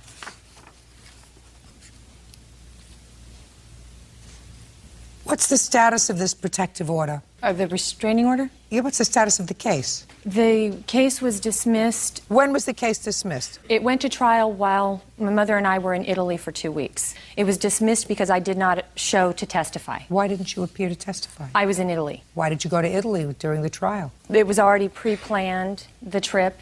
All of the subpoenas for me to appear were in my mail when I got back. Your Honor, this was a 2-week Mediterranean cruise. We had planned 7 months prior to take all the kids and grandkids, everybody. Got it. But, Ms. Veloff, after he was arrested, because he turned himself in, according to your mother's complaint, he called you and asked you to bail him out, right? Yes. How much was your bail? $2,000. And why did you think your wife would bail you out when she was the one who filed the complaint? Well, I called her because it started getting really rough in the jail, and I've never experienced anything like that. And I called her. How rough was it? They found knives, shanks. So you wanted out of there? Yeah, and it was Wednesday night. The other inmates were starting to get their commissary or whatever they buy for the week, and a lot of it was like cold medicine, and they were chopping it up and snorting it, and I could see attitudes change, and it started getting really scary. So you were frightened? Yes. So you called your wife? Yes, I did. And what did you say to her? I asked her to call my dad to see if he would bail me out. Why didn't you call your dad? Why didn't I call my dad? That's exactly what I said. Why didn't you call your dad? Why are you calling the alleged victim instead of calling your father directly? Don't you speak to him? Yes, I do. So then why didn't you call your father yourself? The phone calls I was able to make were very limited. Well, I understand they're very limited. I've been in the justice system a very long time. There's no reason that you're going to be able to give me that I'm going to be satisfied with, sir, as to why you didn't call your father yourself. I don't know. Ma'am. Maybe your wife is going to tell me. Yes, ma'am. Did you call his father? First of all, he called the house and spoke to our son, who then called me. So by the time I got the phone call, our son was frantic with worry, thinking that his father was in mortal jeopardy. Okay. And then I did go and call his father, and his father said no. That's why you didn't call him. No, that's not true. Otherwise, sir, you know, if something doesn't make sense, it's usually not true. How old is your son? 14. Before I would involve my 14-year-old son in the fact that I was incarcerated and I was frightened for my life, I would call my father. If I had a decent relationship with my father and if I felt that my father would want to protect me, I certainly wouldn't involve my teenage child. That's not being a protective parent. I did not know he was going to answer the phone. What kind of just a second. What kind of dumb answer is that? I mean, What kind of a dumb answer? So because he answered the phone, you unloaded on him? I didn't unload. Well, of course you did. Okay. So now you're between a rock and a hard place. You got your 14-year-old child saying you got to do something to get dad out of jail. You got his father who says, as far as I'm concerned, I'm not putting up any money for him. You don't have any money, so you call your mother. Yes, ma'am. All right, and you say, you got to help me out here. You got to help me out. And she goes down and she puts up the bond. That's so far what happened. Yes, ma'am. Now, when you got out of jail, Mr. Veloff, who was there? Who was there? My kids, my wife, and my mother-in-law. And what did you say to your mother-in-law? Thank you. What else did you say to her? What else did he say? He was in tears, and he hugged me, and he thanked me, and I told him two things. One, he had to get his act together, and two, because he didn't have a job, he had to pay me back, and he owned 2 cars, which he'd already told Tracy he would do. I expected him to sell one of the 2 cars. To pay you back? To pay me back for my credit card. Just I'm sorry. And did he pay you back? No, ma'am. Judge Judy continues in a moment. If she didn't have grandchildren, that's probably what she would have said to her daughter. Let him stay there, because as far as she was concerned, you could have rotted in hell. And later today, Doesn't like the camera. Probably not. Felix. Feisty little thing. real cases, real people. Judge Judy. Dora Huff claims a strange son-in-law, Paul Veloff, owes for bail money she posted on his behalf. Why should your mother-in-law pay your bail? I didn't ask her to. No, you didn't ask her to. That's absolutely right, Mr. Veloff. You did not ask her to. But you promised to pay her back. But you promised to pay her back. You didn't ask her to, and absolutely, if you hadn't said to her, I'm going to pay you back, that unfortunately for Miss Huff, there would have been no recourse. The truth of the matter is, at the time that she put up the bail, she put up the bail for her daughter and her grandchildren. Because as far as she was concerned, you could have rotted in hell. I'm sure. I'm sure. If she didn't have grandchildren, that's probably what she would have said to her daughter. Let him stay there. But she has grandchildren, and you can't do that when you have teenage grandchildren. You can't say, listen, you're going to let your father rot in jail, so he's going to call here and he's going to complain that somebody's going to shank him. Mr. Veloff, as you see, sir, I have zero sympathy for your position morally, and I have zero sympathy for your position legally. If you had not told your mother-in-law that you would pay her back. I promised to get my act together and get a job. Just a second. Just a second. Did you get your act together? Yes. Did you get a job? Yes. Good. Now you have money to pay her back. Judgment for the plaintiff in the amount of $2,020. That's all. Step out. Parties are excused. You may step out. We went to marriage counseling, and everything was going wonderful. It's over. Don't know what happened after that. The marriage is over. Part, go our own ways, and, hopefully, no hard feelings. I will never be hit again. And now the next case. All parties in the matter of DeCarlos versus Yaffe, step forward, please. 23-year-old Anthony DeCarlos is suing vet technician Sharon Yaffe for failing to return his miniature pinscher, Phoenix. Mr. DeCarlos, you are suing Miss Jaffe because you claim that because of her actions, your pet was neutered. Yes, ma'am. Without your permission. And she caused you a great deal of stress when she refused to divulge the name of the people who she had given the dog to when your dog turned up astray and missing. What I gather from your complaint is you were not at home. The puppy was at home with friends of yours or roommates. Roommates. And they negligently allowed the puppy to escape the house. Yes, How old was the puppy at the time? 8 months. And how many people were supposed to be watching him? Just one of my roommates was at home at the time. And how did he let the dog out? He was going to India for a trip, and he was putting up a mailbox. We have 2 doors, and my dog got out because he left the top door open and the bottom door, and he got out while he was doing that. So he was negligent? Yes. On what date did he run away from your house? On the 25th of June. And how long had you had the puppy at the time? I'd had him for probably like 4 months. Where did you get him from? A breeder. And how much did you pay for him? Like $300. Are you sure? Yes, ma'am. Sorry. Mr. DeCarlos? Sorry. Yes. Paid $300. Did you get papers for him? Yes, ma'am. I have like papers.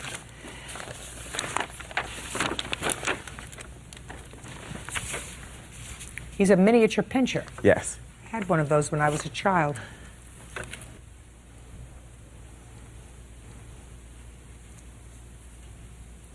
Okay, so June 25th, the puppy escapes. What did you do to find him? Well, when I found out, I was at the library when this happened. I came home and found that my dog was gone. And so I was like, oh my God, what happened? So I went, like, immediately put up flyers to find my dog around my block and everything like that. And my roommate did help me, you know, so he did feel bad, but I can't blame him, you know. So we Look, stop talking so fast. Oh.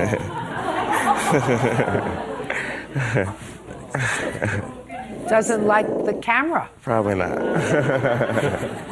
That's okay. Phoenix. Feisty little thing. Anyway, so you put up flyers. What else did you do? I would put up flyers. What else did you do? I called. Who did you call? Someone that found my dog responded to the flyers, and they contacted me and let me know where they had taken my dog to. Okay, so you yourself did not call the animal rescue, animal control. Oh, I called. I visited numerous animal shelters around where I live. Okay. And I called, like, the animal patrol, like, where I live, because I would figure, like, he'd be around in my area, but that wasn't the case at all. So somebody saw the flyer with the dog's picture and called you. Yes, ma'am. On what date was that? I'm not sure of the day exactly. Well, it becomes important in this scenario. Okay. It was probably like 2 to 3 weeks later, after the 25th. 3 weeks later? Yes. So we're now mid-July? Yes. Okay. And the person who called you, just for the purpose of this, said that your dog was injured? Right. They had told me that he had been clipped by a car, and he was fine. Like, by the time they took him to the animal hospital, like, he was walking and he was fine. And they told me that they had admitted him and they gave him to a nurse, and she took him home. And then they gave me the number of the place, so I called, and she definitely agreed. She said I took him home and I cared for him or whatever. And then she gave him to Sharon Yaffe. Okay. Sad. He's really not happy. Why don't you take him out? Okay? No, sir. Okay. Got a heart of a lion, that little guy. So the person at the animal shelter, they took care of your pet who had been injured. Yes, ma'am. And somebody was wonderful enough to take him home, nurse him back to health, and then turned him over to the defendant. Yes. Miss Yaffe, you work for the shelter? I work for a shelter. And who was it that gave you the puppy? A co-worker of mine who was working at the animal hospital when the animal was delivered. On what date did you take custody of him? July 3rd, which would have been a Monday morning. Okay, go ahead. The prior weekend, the co-worker at my weekend job, which is an emergency animal hospital, advised she had been recuperating a dog at home for 10 to 14 days, wanted to know if I would be able to find it a home. And I told her, if it's something small with a nice disposition, nothing that bites, I can always find something small a home. I did have a friend of mine who has a geriatric miniature pinscher, and that would have been my first outlet for the dog. I picked the dog up that morning from the animal hospital, which would have been Monday morning. The animal had already been neutered. The animal had been neutered at the animal hospital? Yes, ma'am. So before you took custody of the animal, it was neutered? Correct. Go ahead. I picked the dog up. I called my friend and let him know what I had. He contacted his wife. He has a daughter at home who's like 10 years old. And they said they would try the dog out. So the gentleman came and picked the animal up from me that same day. Okay. When did Mr. DeCarlos contact you? Friday, which would have been July 7th, I believe. And he described the dog? Yes. And when did he get the dog back? I'm not sure of the exact day. When did you get the dog back, sir? I'm not sure of the exact day either. It was in July. Yeah, I had to get a lawyer to actually get my dog back from her. I even offered, when I spoke with her, I was like, I will pay, these people, I'll buy them a new dog. I just want my dog back. That's all that I really cared about. And she was like, no, I'm not gonna. I don't want to make these people unhappy and this, that, and the other. But I'm like, it's my dog. I came forward. It's my dog. And on top of everything, Your Honor, she lied. She was lying to me about everything. I never lied. Your Honor, she told me that the dog was in the facility when it was not. And I have documentation from her job right here that says that they did an investigation on her and they found her guilty of everything. Well, let me see what you have.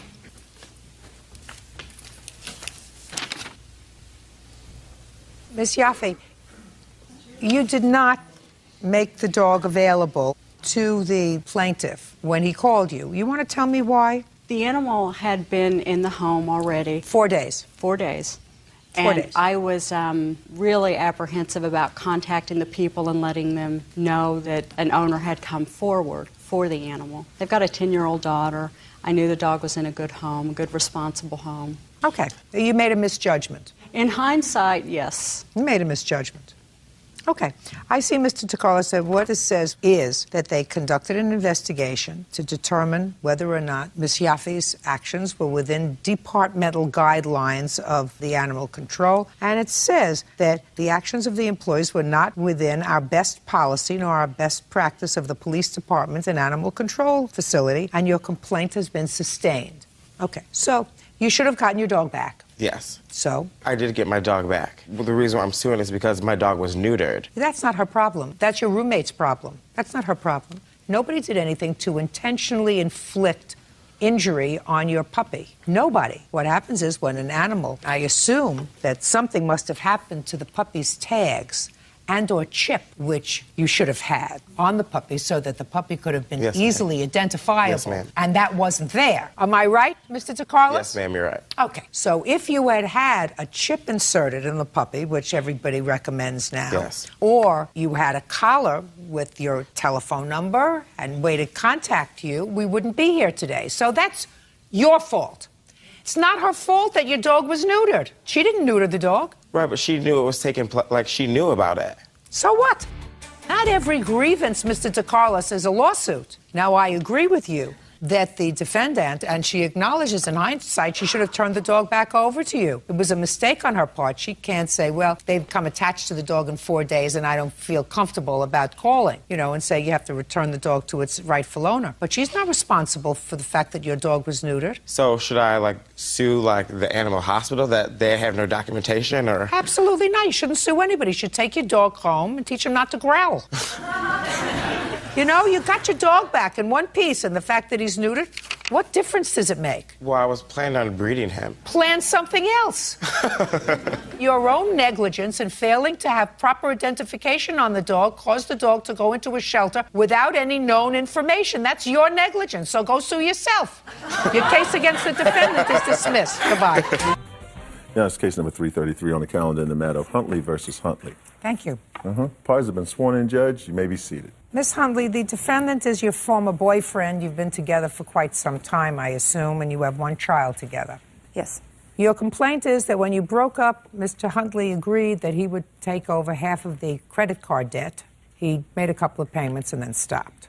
You also claimed that he used a car that belonged to you and caused some damage to the car and vandalism to the car. You wanted to take care of that.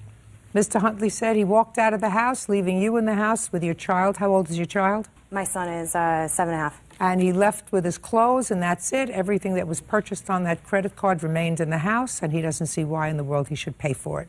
Yes. And with regard to the car, his defense is that any vandalism that was done to the car was paid out by your insurance from an act of vandalism that had nothing to do with him, and you chose not to have the car fixed, but to pocket the insurance money, and therefore he's not paying for it because you already got paid for it, right? Correct. Correct. Good. You lived together from when to when?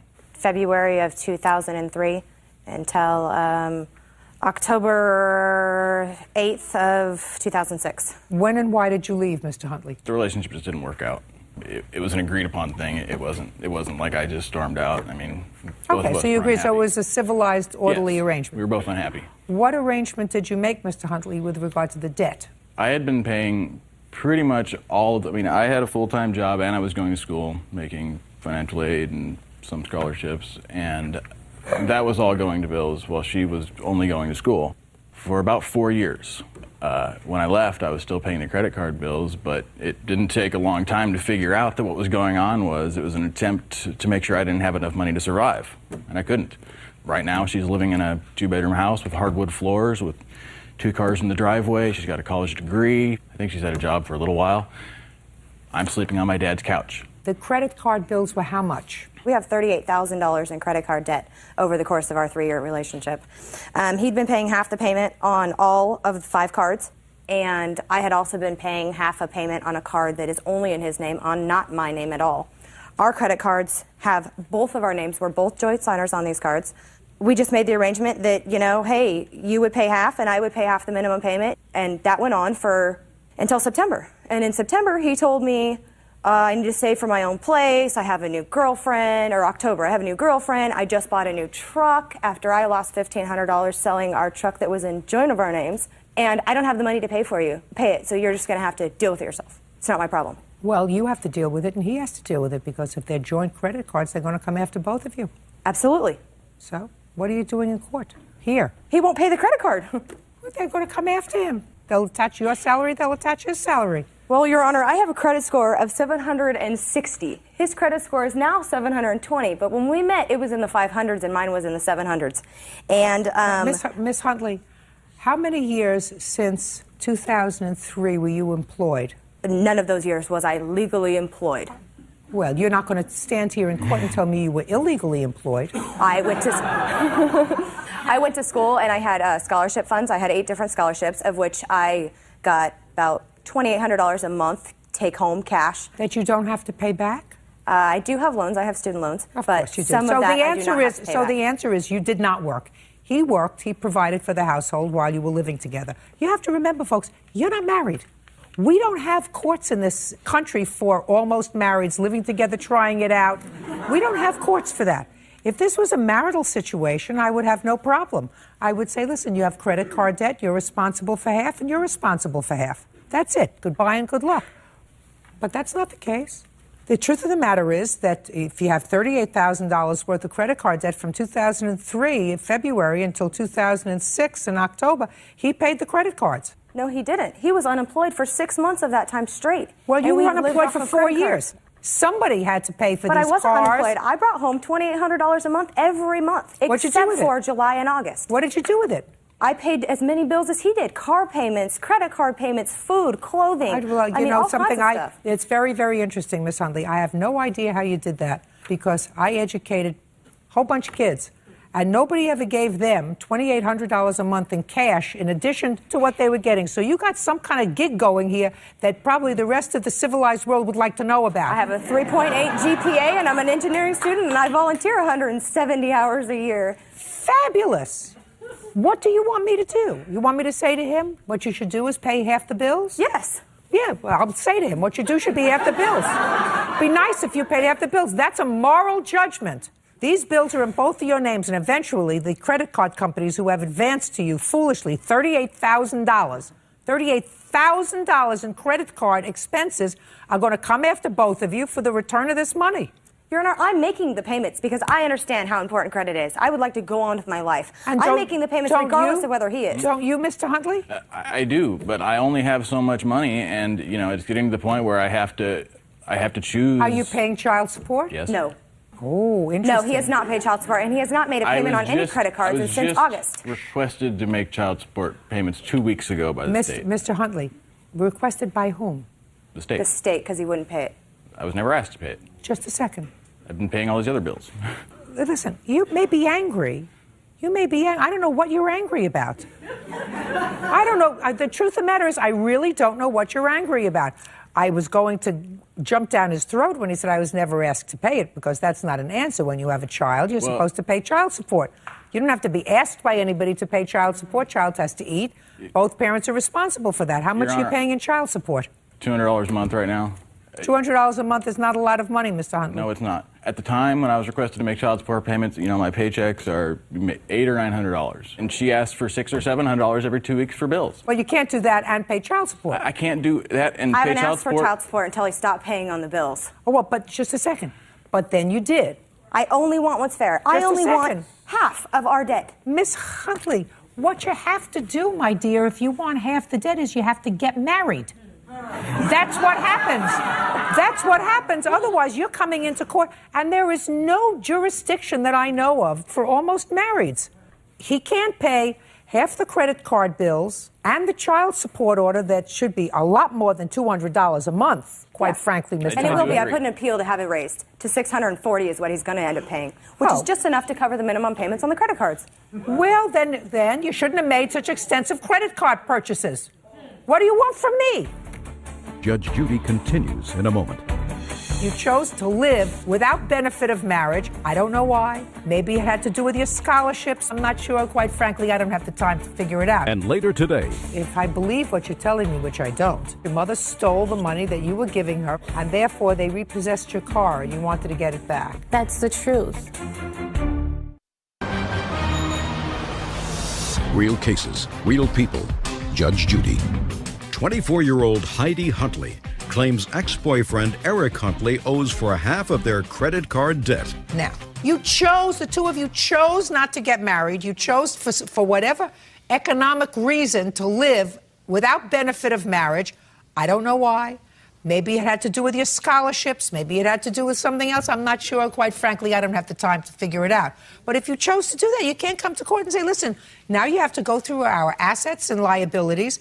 If I were to go through your assets, if I were to go into your home, Miss Huntley, and look at what you have in your home, would anything in your home be the product of the purchases that were made on these credit cards? Some things. And did Mr. Huntley take any things out of the home when he left other than his clothes and personal effects? No, but some of those things were also on these credit cards. No, just a second. I don't care. I'm talking about his clothes and personal effects. I'm not talking about beds and refrigerators or washer dryers or anything else that it goes to set up a household. No, I tipped him out and he took nothing. Right. Well, then you pay the bill. Bye. Parties are excused. You may step out. She wants to make sure that I can't live a successful life without her. I mean, it's either come back to her or be miserable. And now the next case. All parties in the matter of Serrano versus Lugo. Step forward. 23-year-old Patricia Serrano is suing her former friend, Elda Lugo, for a $3,500 loan plus interest. Elda claims Patricia gave her the money from a large settlement. Ms. Serrano, according to your complaint, the defendant is a friend of yours from high school. She ran into some financial difficulty some time ago and approached you about lending her some money. Yes, Judge. You were a good friend.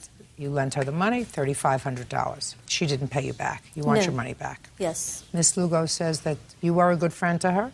You gave her $3,500. You would come into some money. There was never any discussion of payback. As far as she was concerned, it was a gift. That's true. Differ. When did you graduate from high school, Ms. Lugo? In June of 2001. And between June of 2001 and the date of this loan or gift, which was on what date? Last year, around August or July. How often did you see each other? After high school, we didn't see each other because we stopped being friends. And after she had a really bad car accident, her mom came and I started being her friend again. That's when we started. What year? I honestly do not recall what year she had a car accident. What year? It was in 2002, Your Honor. Now, tell me about the day you approached Miss Serrano with your money troubles. I did not approach her. I was just telling her my problems that I had with my family. Shh, I don't. Listen, if you interrupt again, I'm going to dismiss your case. Do you understand? Yes, sorry. Go ahead.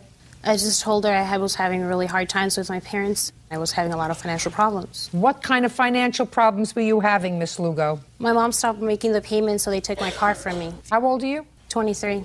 Why was your mother making your car payments for you? Because we're both on the loan, and I was giving her the money. She was making the payments out of her account. Who were you working for at the time? Bay City's National Bank. So why weren't you paying the money directly? Because that was just an arrangement that I had with my mom. And are you saying that your mother stole your money? I'm not saying she stole the money. I'm just saying that she wasn't making the payments, and they took the car from me. So you're saying that if you gave your mother the money and your mother wasn't making the car payments, she was using it for something else. That you stole your money? I guess.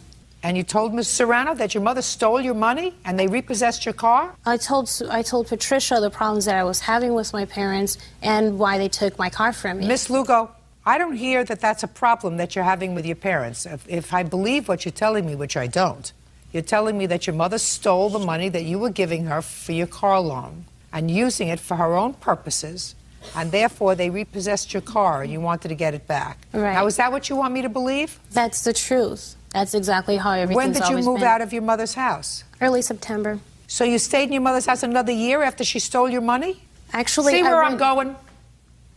So you had more financial difficulties than just this alleged theft by your mother of your money.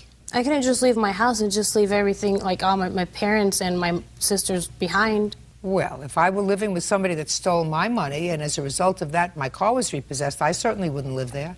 In June, I actually drove to Vegas, and I was going to move over there with my cousin. That's June 2006. We're still talking about 10 months that you were living with your mother, the thief, if I believe you, which Right, I don't. I really didn't have a choice. I mean, I am a Okay, you're 23 years old. You always have a choice. Okay, now I'm going to get to you, Miss Serrano. Now that I'm getting the personalities in order. Yes. Tell me what happened when she approached you in August of 2005 about this money. Well, she told me the story that her car had gotten repossessed. Did she tell you how it got repossessed? Well, she didn't give me a straight answer. I never really did get straight answers from her. That's a lie. Don't interrupt. Go ahead. You know, she came to me, she said, Patty, I haven't been able to make the payments. My mom and my dad aren't helping me out. I just don't have anywhere else to go to for money. That's not true. And I said, well, if you need help, feel free to come to me. She said, well, thank you so much. And a couple of days later, she came to me.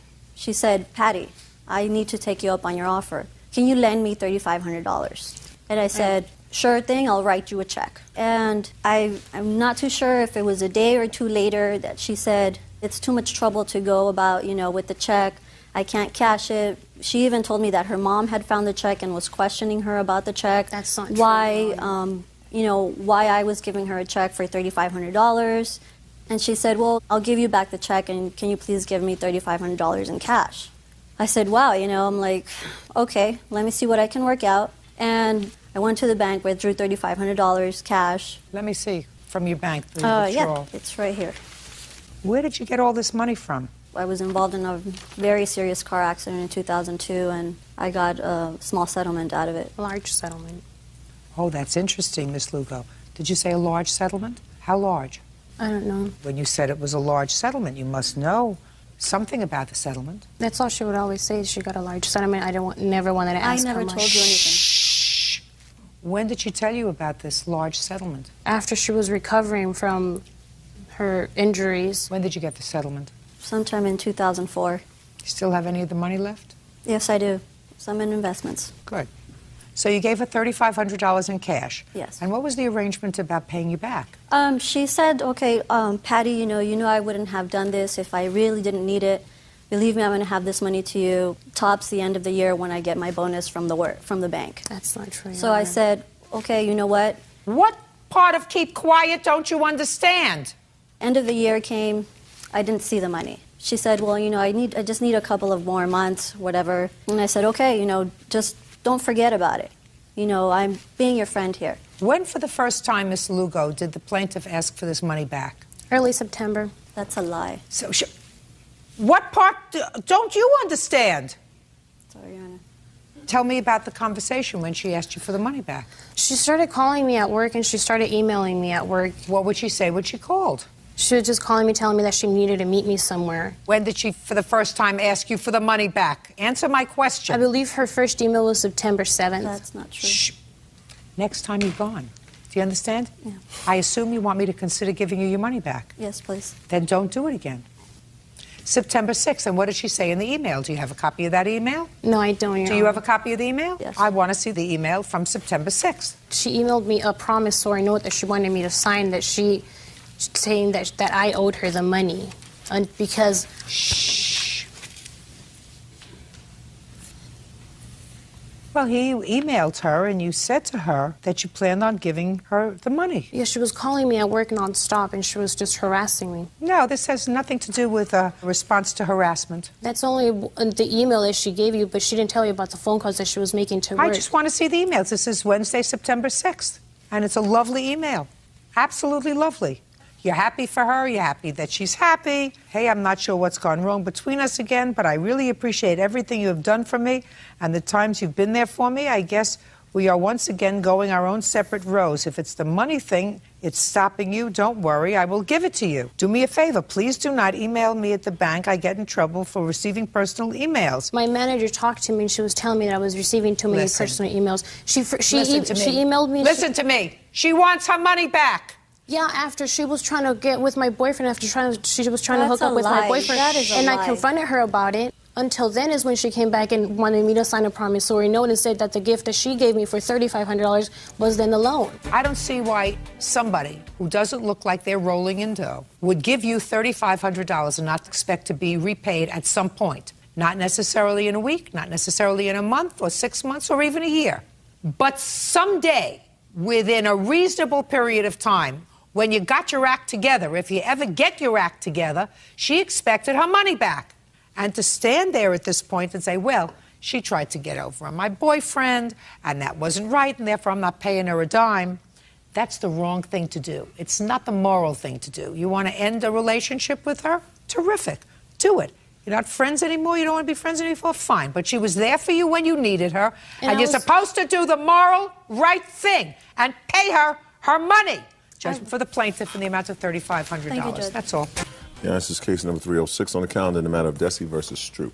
Parties have been sworn in, Judge. You may be seated, sir. Have a seat. Miss Desi, you know this young man from high school. Is that right? Yeah, we dated. How old are you now? I'm 19. What do you do? I work for my parents as a secretary, but I'm a full-time student. Where are you a student? At Cal State University, Bakersfield. What about you, Mr. Stroop? I actually work at a cotton gin. I do manual labor, and I go to school at BC. What is BC? Bakersfield College. Who do you live with, Mr. Stroop? My mother. Just the two of you? Yes. Miss Desi's complaint says that she loaned you $270 that you said you needed in order to pay for a car payment for a car that belongs to your mother. You know each other from high school, so I assume you know each other for several years. Yes. Is that right? Yes. And you're just friends? Yes. How did it come about, Mr. Stroop, that Miss Desi knew about your need for $270? I came to a tough spot in my life. Just a second. Just tell me how she found out that you needed $270. I texted her and asked her if she would like to do me a favor. What date did you text her? I do not remember the exact date. You remember? It was between June 20th and June 22nd. I'd like you to remember as closely as you can the words that you used when you text messaged Miss Desi. I said, do you want to help me out? And she said, what? And I said, you want to give me $200? And I was joking around by saying so. And she said, no, let okay. me think about No, it. just one second. You said to her in the text, do you want to give me $270? I'm just joking around? Or is that what we call editorializing? I put JK at the end of it, which would be an abbreviation for just joking. JK is just joking? Yes. Just You kidding. better stay in Bakersfield. Always. What? JK is just joking. Well, right. That's why I told him he's got to stay in school. Just stay in school. Okay. So what happened next? She told me that she would give me the money, and Now, did she tell that to you text messaging, or did she speak to you on the phone? she texted me. That I'll give you the money. Yes. Yes, go ahead. She told me to meet her at her parents' office, which I did. She handed me the money and said, there you go. I said, thank you, and I will try to make it up to you. And she said, okay, whatever. What did that mean to you, Mr. Stroop? I'll try to make it up to you. Meaning, if I can do anything to pay back in any way, I would, because I hate borrowing money. There was no agreement or payment plan No. Don't tell me. I make the judgments as to what the bottom line is. So you took the money and you said to her, I will try to make this up to you. Yes. How much money did she give you? She gave me $270. And what did you need the money for? Insurance on my vehicle.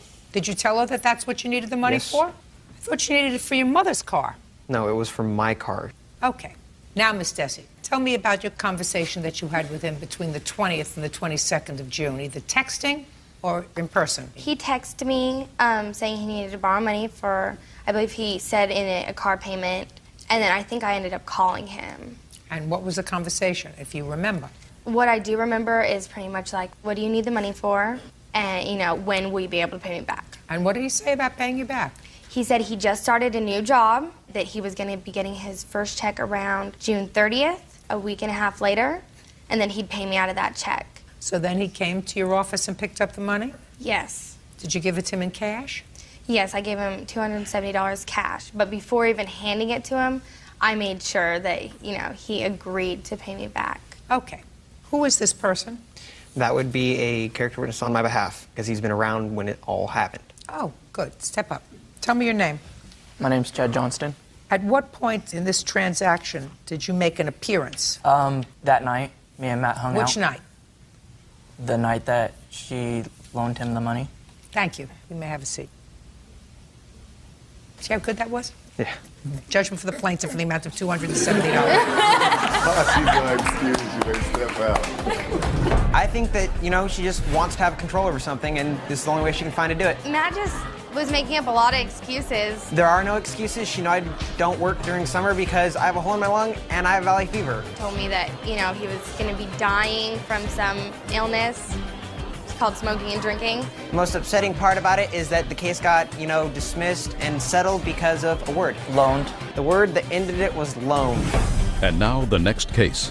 All parties in the matter of Hill versus Trasati Doherty. Step forward, please. 23-year-old twins, Brian and Rodney Hill, are suing former beach house roommates Samantha Trasati and Natalie Doherty for unpaid rent. Who's Mr. Hill? Both of you. Hill. Who's going to speak for the Hill brothers? I'll start. Okay, tell me your first name. Brian. Brian, where do you live? I live in New York. And where was this share house that you rented? It was in Dewey Beach, Delaware. All right. So this is the situation. You and your brother decided to rent a summer house and go something like this. You rent the house for how much? It was around $20,000. Not around. Give me the figure. It was $20,350. You have a contract? I have the lease. I'd like to see it.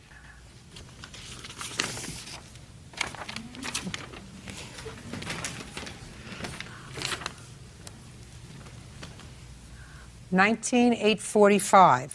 Where's $20,350?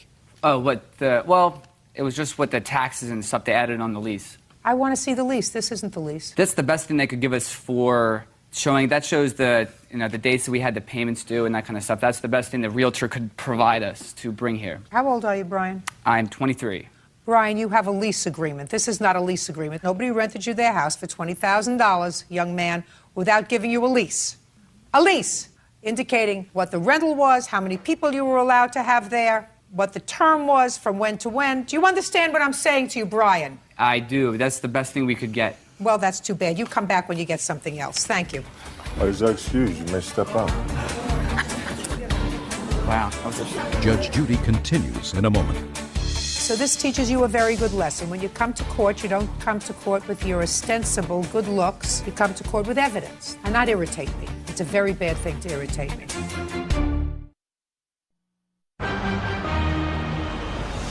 Real cases, real people. Judge Judy. Brian and Rodney Hill claim former beach house roommates Samantha Trasati and Natalie Doherty owe for unpaid rent.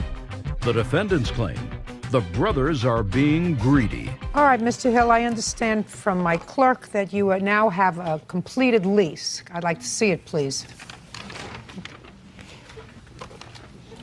Have you ever been to court before, Brian?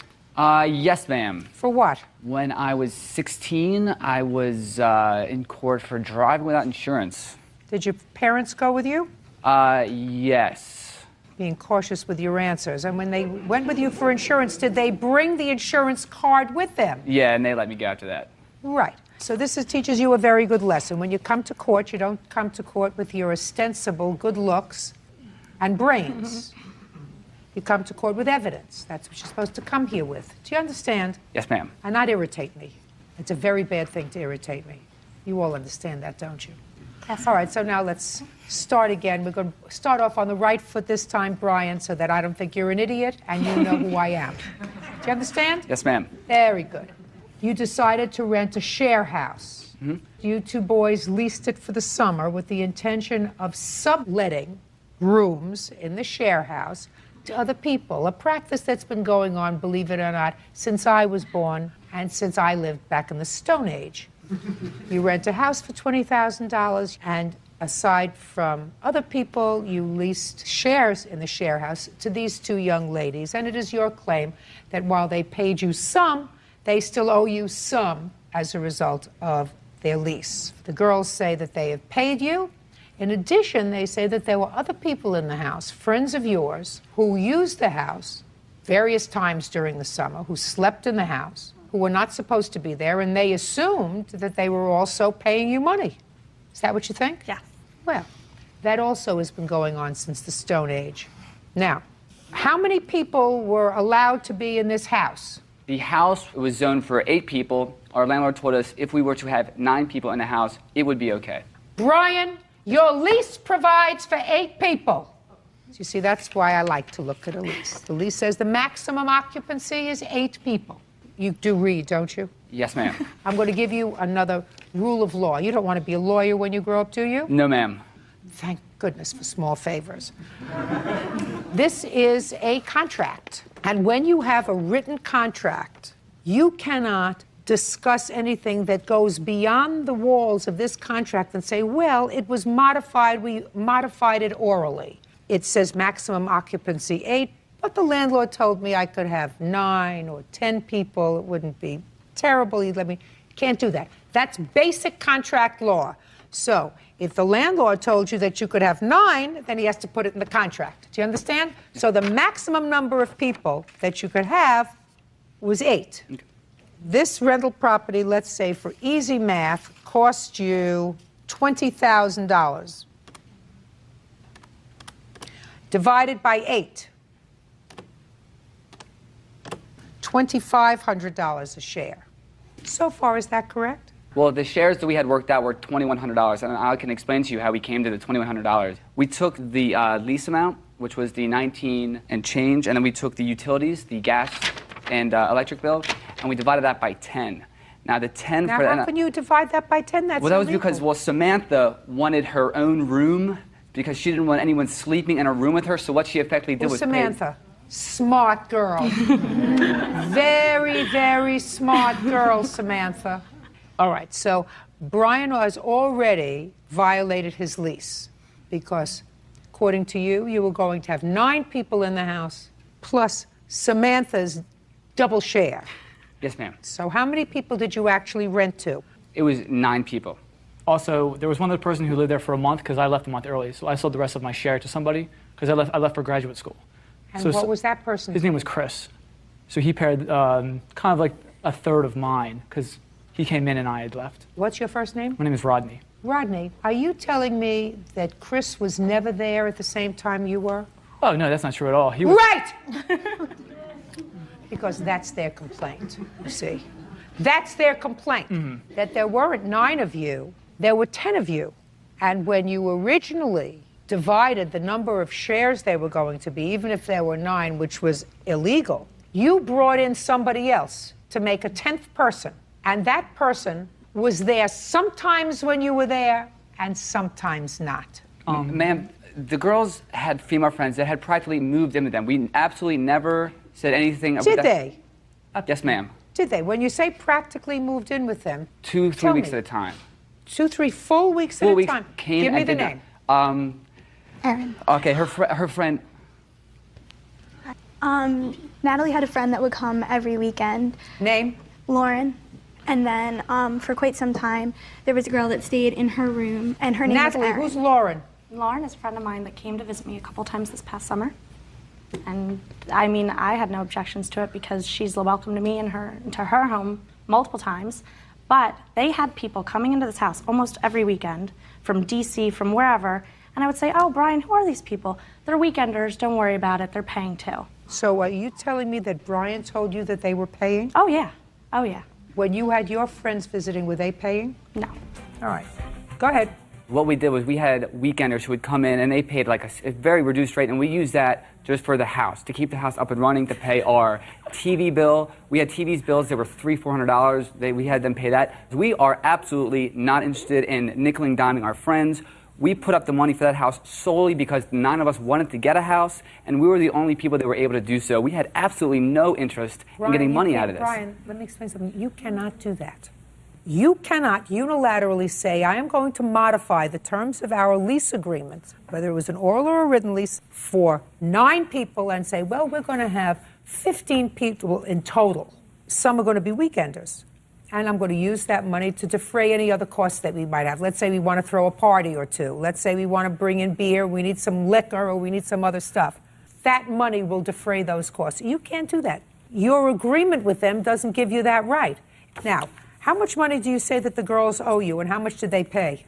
Samantha was up to $42 for her 2-person share. She gave us $3,500. We were asking her for another $7.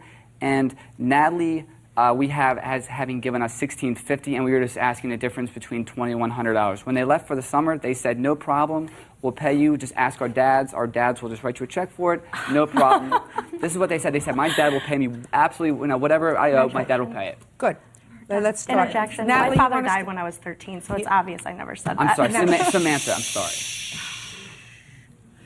Natalie, how much money did you pay them in total? I paid him $2,000. You have proof of that? I have a check that was written between my grandmother and my aunt, and then the other $500 I gave to Elise before the summer started, and the other $500 I gave in a cash payment over the course of the summer. I believe it was in June. Did everybody pay you in check or check and cash? No, hardly any checks. It was almost all cash. Always cash. Do you have any record of payment? No, ma'am. We just assumed that we would all. I mean, we weren't running a business. We were just Well, nine now friends. you're running a business, so how can you sue if you don't have a record of payment? She says she paid you $2,000, which means at most she owes you $100.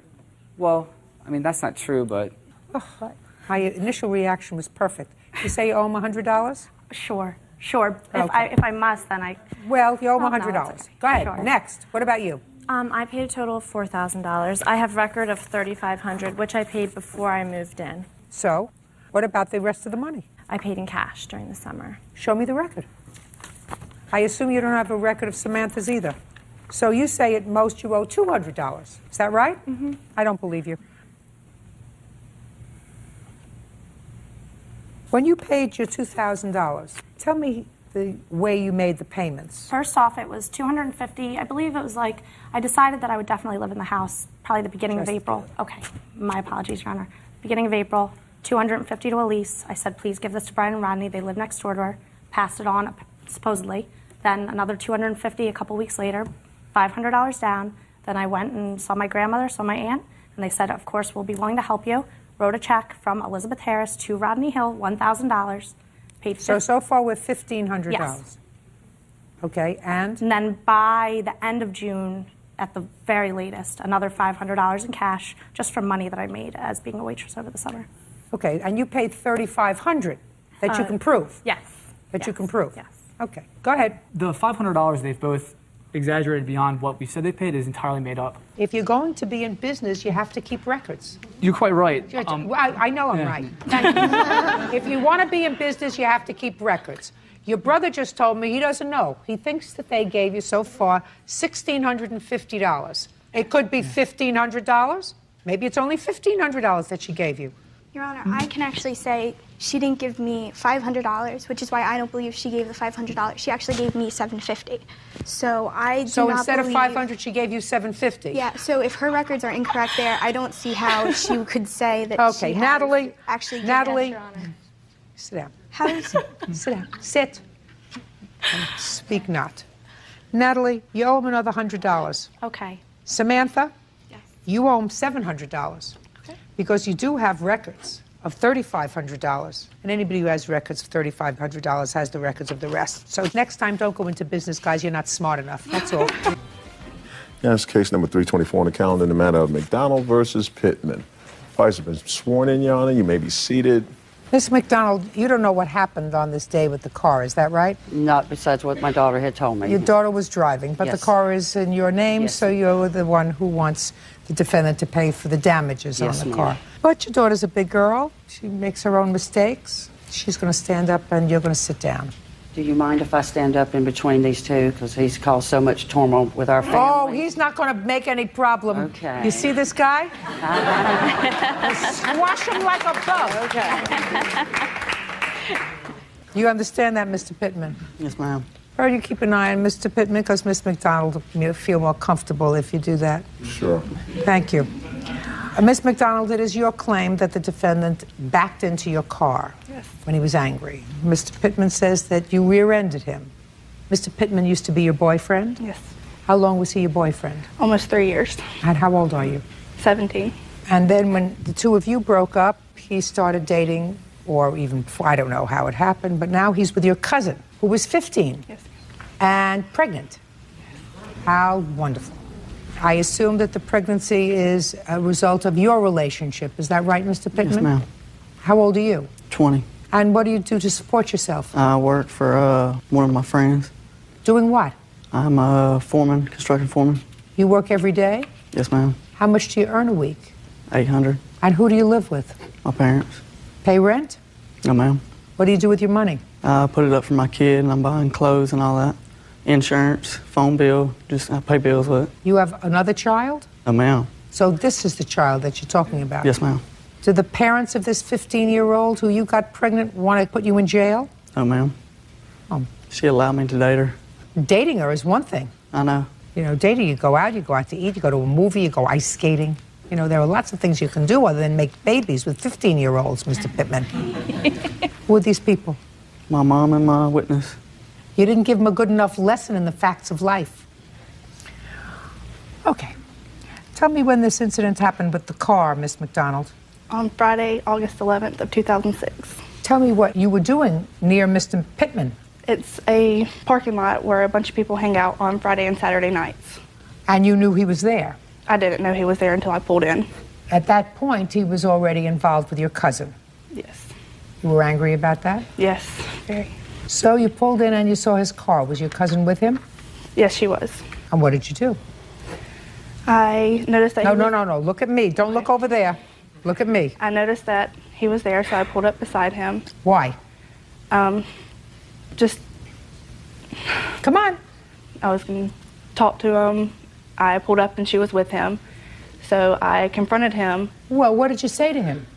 Because he also was still calling me every night, wanting to be... Shh, just a second. Wanting to still be with me at the same time as being with her. And I felt like she needed to know that too. Well, why did you choose that time to tell her? It was probably the only other time I would see her. Yeah, you could have called her on the phone. Could have told your mother. Your mother could have called whoever her mother is and said, listen, this is not a good situation. So you went into this parking lot and there was clearly going to be trouble. So when you say you confronted him, what did you say? I just, asked him why. Why is he doing this to me? Also wanted to be with her. He needed to choose one or the other. And then what happened? We got into a small argument.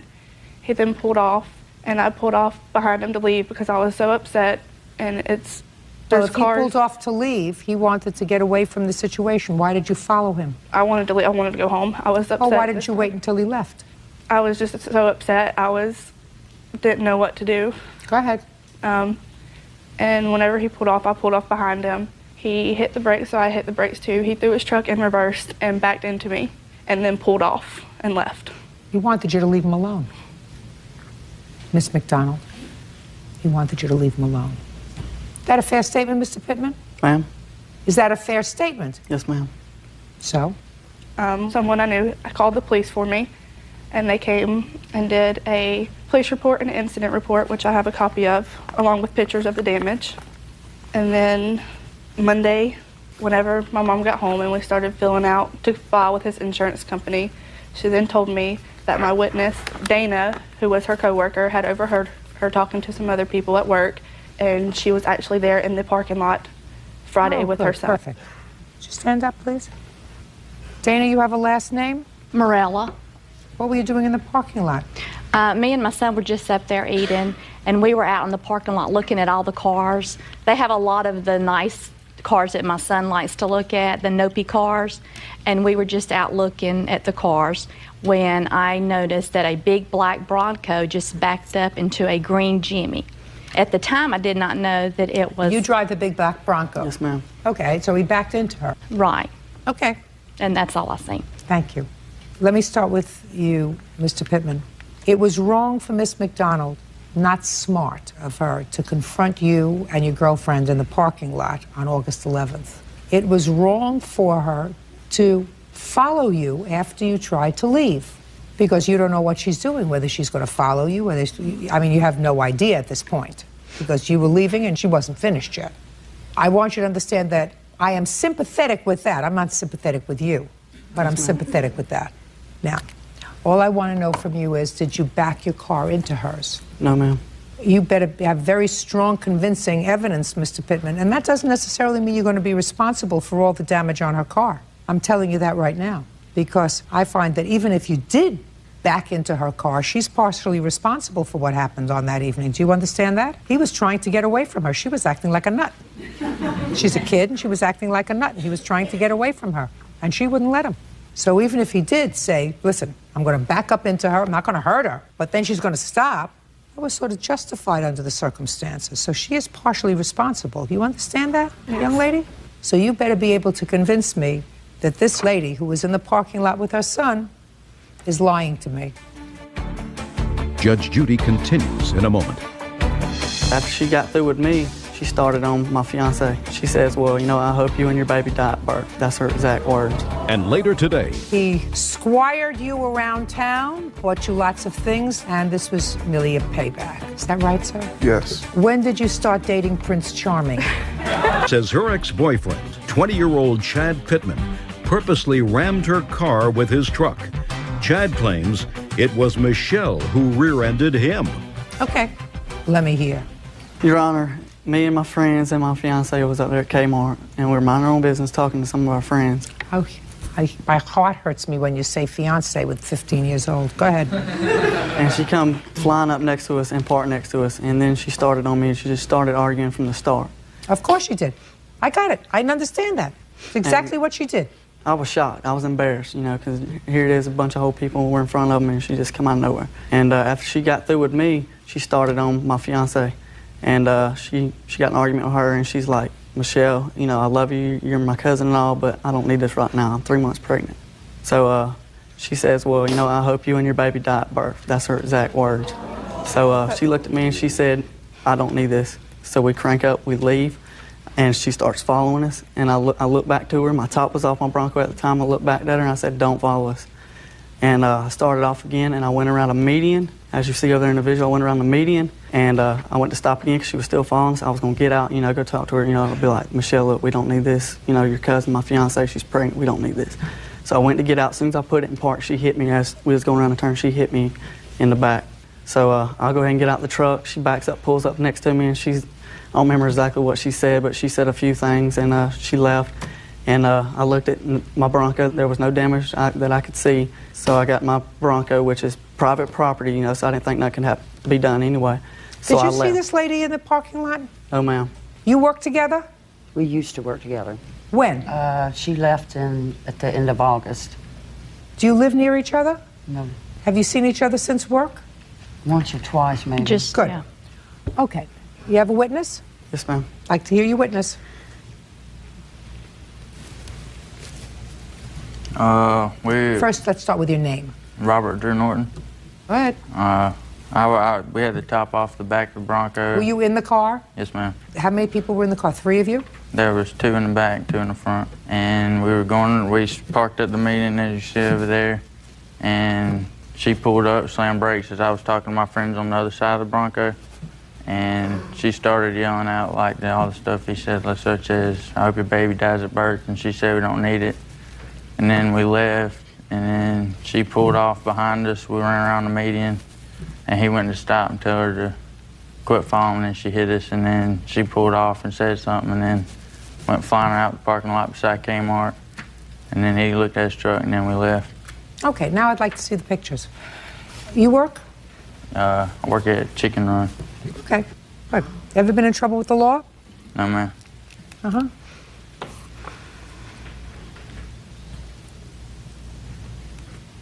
Well, if he backed into you, madam, he certainly didn't back into you square on. This indicates that you had damage just to one side of your car. Is that right? Yes, ma'am. Yeah. Now you can stand up next to your daughter. Your Honor, can I say something? Yes. After she left, there was no cops called. They were called 2 hours later. And one of my friends up there called me and told me this happened at 8:30, 8:45, because I called my mom when I was on the way home, and I don't live but like 15 minutes from there. So it was 2 hours later before she even called the cops. Go ahead.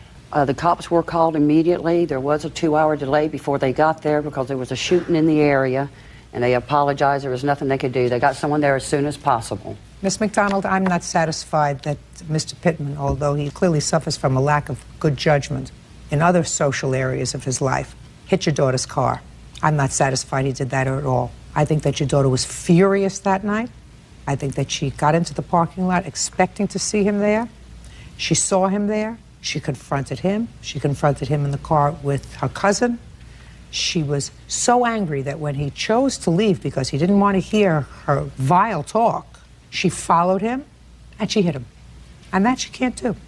And I don't believe your friend. Sorry. And believe me, if I felt that Mr. Pittman was responsible, at least even partially responsible for hitting the car, I would have held him partially responsible for fixing the damage to your car. This whole incident was precipitated by your daughter. She has to bear the responsibility for it. And the responsibility involves fixing her car. Your car. That's all. That's what she has to do. She has to get over him. He's no bargain. You'll find somebody else. You That's not a problem, ma'am. She was supposed to take out a warrant from him, but would not do so. For a warrant for what? For aggravated assault is what the police officer told us. Well, let me tell you something. It's a good thing she didn't, because if I were representing him, I would sue her civilly, because what she told you is a fib. Judge Judy continues in a moment. She had no business being in the parking lot that night. She had no business confronting him, and she had no business following him. And later today, You don't look happy, Mr. Smith. This is my everyday appeal. I always have this MO. You just have a half-empty appearance. Yes. Okie dokie. real cases, real people. Judge Judy. 17-year-old Michelle McDonald says her ex-boyfriend, 20-year-old Chad Pittman, purposely rammed her car with his truck. Chad claims it was Michelle who rear-ended him. Miss McDonald, he did not hit her car. She hit his car, and she had no business being in the parking lot that night. She had no business confronting him, and she had no business following him. And you have to accept the responsibility for that and not blame other people. You got it? Yes, ma'am. Good. That's all. Case dismissed. Thank you, Your Honor. All these are excused. You may step out. We're glad it's over with. We hope that she can go on with her life. I think this is so wrong because he did back up into her. She was not following him. I still care about him, and that somebody could just do this, it hurts real bad. She's just really angry about, you know, it being the cousin. She was sorry, but she loved him. She lost out, I guess. Didn't want to hurt me, wanted the best for me. I just hope she betters herself, you know, no hard feelings or nothing. I've realized I'm better off without him. Hope she moves on with her life and move on mine. The family's a big fallout. There's no communication at all, no contact at all. I've got so much more in my life now without him. Oh, it's done and over. I don't see them. I try not to run into them. This would be something that's run our family for the life. And now the next case. All parties in the matter of Elfman versus Smith. Step forward. 23-year-old Teresa Elfman is suing her ex-boyfriend, 24-year-old Marcus Smith, for loans to pay traffic fines and to renew his driver's license. Miss Elfman, this young man used to be your boyfriend. You claim you made a loan to him by paying off some car fines in order for him to be able to drive. Mr. Smith acknowledges that you paid off the fines. He said there was never a loan. This was a gift. He squired you around town, bought you lots of things during the course of your short relationship, and this was merely a payback. Is that right, sir? Yes. It was. When did you start dating Prince Charming? The beginning of June. We met through mutual friends. And when did you advance this money to him? The end of July. July 21st and the 23rd, I believe. Are those dates correct, Mr. Smith? Sounds correct, yes. Do you want to be here, sir? I don't know. I'm here. You don't look happy, Mr. Smith. This is my everyday appeal. I always have this MO, you know. So. You're a scowler. Nah. You look angry. Yeah. You wear contact lenses? No. You just have a half-empty appearance. Yes. Okie dokie. What was the money for? He had some fines to pay in order to, before he got his car, and so he had to pay some fines in order to get his license back. So we asked for the loan. What did he say to you? Teresa, can I borrow some money, please? I'm getting a loan. He was getting a $7,000 annuity check from his union, and I actually helped him write the letter to get that, and I knew he was getting money, so he asked before that so he could get the car. The car could go into his name, and so I said, sure, and he's like, I'll give it back to you in installments. Or actually, he was going to give it back to me when he got that check from the annuity from his union. What kind of annuity were you getting from your union? I was borrowing money for my annuity. Why? Because I just had got out of jail and needed transportation. So I took out $8,000 that way I can get an automobile. What kind of union did you belong to? Carpenters. So you were working full-time? Yeah, I was working full-time. So you were going to take out the loan, but you needed the money before that? Yeah, I needed the money before then. I already purchased the car, I just couldn't get my license reinstated. So tell me what you said to her. I just asked if I could borrow a couple of dollars. Right. Look what you said. Look how easy you made. So you asked her if you could borrow a couple of dollars, and she said what? Yes. How much you need? Good. How much do you need? Yeah. How much did you tell her you needed to However much borrow? I needed to get reinstated to get my license.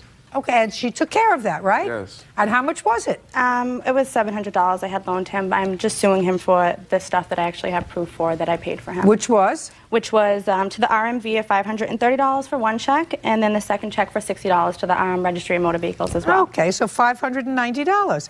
So, Mr. Smith, there you go. You said, hey, Teresa, can I borrow some money? She said yes, right? Yes. Perfect.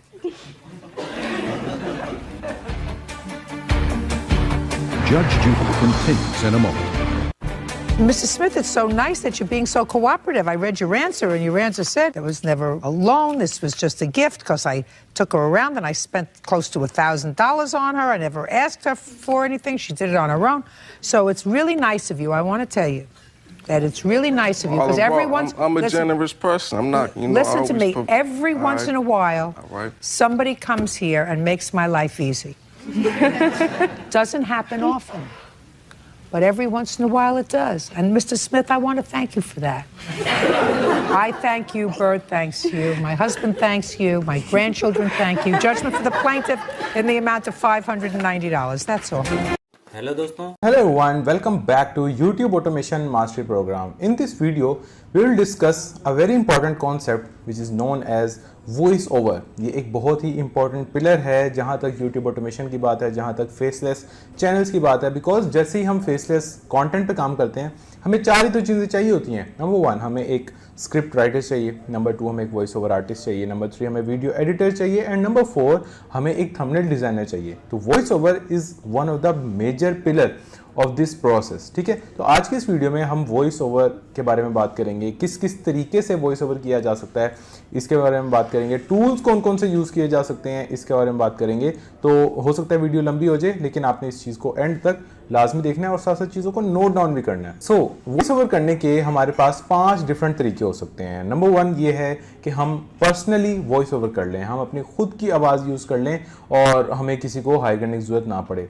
Number 2 हम ये कर सकते हैं कि हम locally यानी पाकिस्तान में कोई ऐसा बंदा ढूंढ लें जिसकी आवाज़ बड़ी ज़बरदस्त हो, जिसकी इंग्लिश का एक्सेंट बड़ा ज़बरदस्त हो और वो हमारे लिए ये वॉइस ओवर का इशू सॉल्व कर दे. नंबर 3 हम ये कर सकते हैं कि हम फाइवर या अपवर्क जैसे प्लेटफॉर्म्स पे जाएं और वहाँ हम किसी को अपना काम आउटसोर्स करें, वहाँ जाके हम किसी को हायर करें और वहाँ से हमें जो गोरे हैं वो भी मिल सकते हैं और हमारा जो वॉइस ओवर बड़ा प्रोफेशनल हो सकता है. नंबर 4 हमारे पास ऑप्शन है जो कि आजकल बहुत ज़्यादा फेमस है, and that is AI voice over.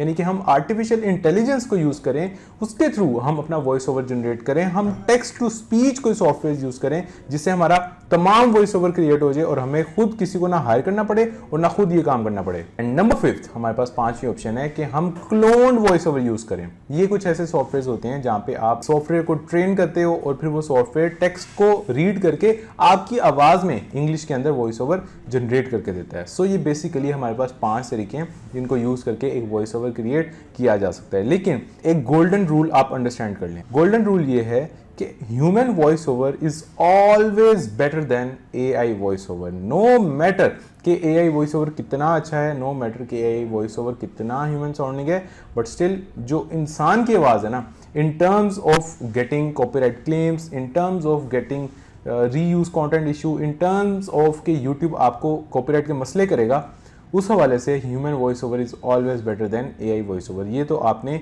पहले हाथ ही इस चीज़ को अंडरस्टैंड कर लेना. ठीक है, अब एक एक करके हम इन 5 को डिस्कस करते हैं कि पर्सनल वॉइस ओवर किस तरह से होता है, क्या उसमें प्रोज हैं, क्या उसके कॉन्स हैं, किस वॉइस ओवर में कौन से टूल्स यूज़ होंगे, ये सारी चीज़ें अभी हम एक एक करके डिस्कस करते हैं. सो सबसे पहले पर्सनल वॉइस ओवर के लिए ऑब्वियसली किसी टूल की ज़रूरत नहीं है, लेकिन अभी हम जो डिस्कस करेंगे वो हैं इसके प्रोज एंड कॉन्स. तो पर्सनल वॉइस ओवर करने के प्रोज ये हैं कि ये सबसे पहले आपके लिए बहुत ज़्यादा कॉस्ट इफेक्टिव है. यानी इसमें आपका कोई खर्चा ही नहीं हो रहा. जाहिर सी बात है, ना हमने किसी को पैसे देने हैं, ना हमने किसी टूल पे कोई पैसे खर्चने हैं, और सारा काम हमने खुद करना है, तो हमारा इसमें कोई पैसा नहीं लगने वाला. And the second one is कि हम इसमें अनलिमिटेड रेपिटेशंस लेके आ सकते हैं. अगर हम किसी को हायर करते ना, अगर हम किसी गोरे को हायर करते, किसी को हम फाइवर या अपवर्क के थ्रू हम ऑन बोर्ड लेते, तो हो सकता है कि उसने लिखा होता कि मैं 3 दफ़ा रिवीजन्स करूँगा, 4 दफ़ा करूँगा, 5 दफ़ा करूँगा या मैक्सिमम 10 दफ़ा कर दूंगा। इतनी ज़्यादा वैसे किसी ने लिखी नहीं होती, लेकिन 5 तक आपको रेपिटेशंस मिल सकती हैं। उसके बाद अगर आपको कोई चीज़ रिवाइज करनी है, कोई चीज़ ठीक करानी है, कोई चीज़ रिमूव करानी है या कुछ ऐड करवाना है, तो वो फिर आपके लिए मुश्किल होती है। जब आप किसी को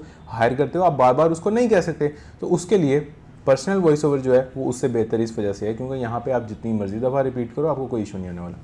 उसके बाद अगला पॉइंट ये है कि आपके पास यहाँ पे फुल कंट्रोल है। आपने आवाज़ ऊंची करनी है, आपने आवाज़ नीची करनी है, आपने टोन चेंज करनी है, आपने अपना एक्सेंट चेंज करना है, आपने अपनी कुछ इमोशनल एलिमेंट उसके अंदर ऐड करना है, आपने थोड़ा सा डांटना है, आपने थोड़ा सा लाउड होना है, शाउट करना है। आपके पास हर चीज़ का कंट्रोल है। आप खुद ही अपनी पिच भी चेंज कर सकते हैं, आप खुद ही अपनी टोन भी चेंज कर सकते हैं। सारी चीज़ें आपके अपने कंट्रोल में हैं। तो ये तो थे पर्सनल वॉइस ओवर के फ़ायदे। अब आते हैं इसके नुकसानात क्या हैं। सबसे पहला ये कि ये टाइम कंज्यूमिंग है। आपको पता है कि हम यूट्यूब ऑटोमेशन बिजनेस कर ही इस वजह से रहे हैं क्योंकि this business works on automation. सारा काम आपकी टीम करती है, आपको खुद कुछ नहीं करना पड़ता, आपको अपनी इवन वॉइस भी नहीं लेके आनी होती।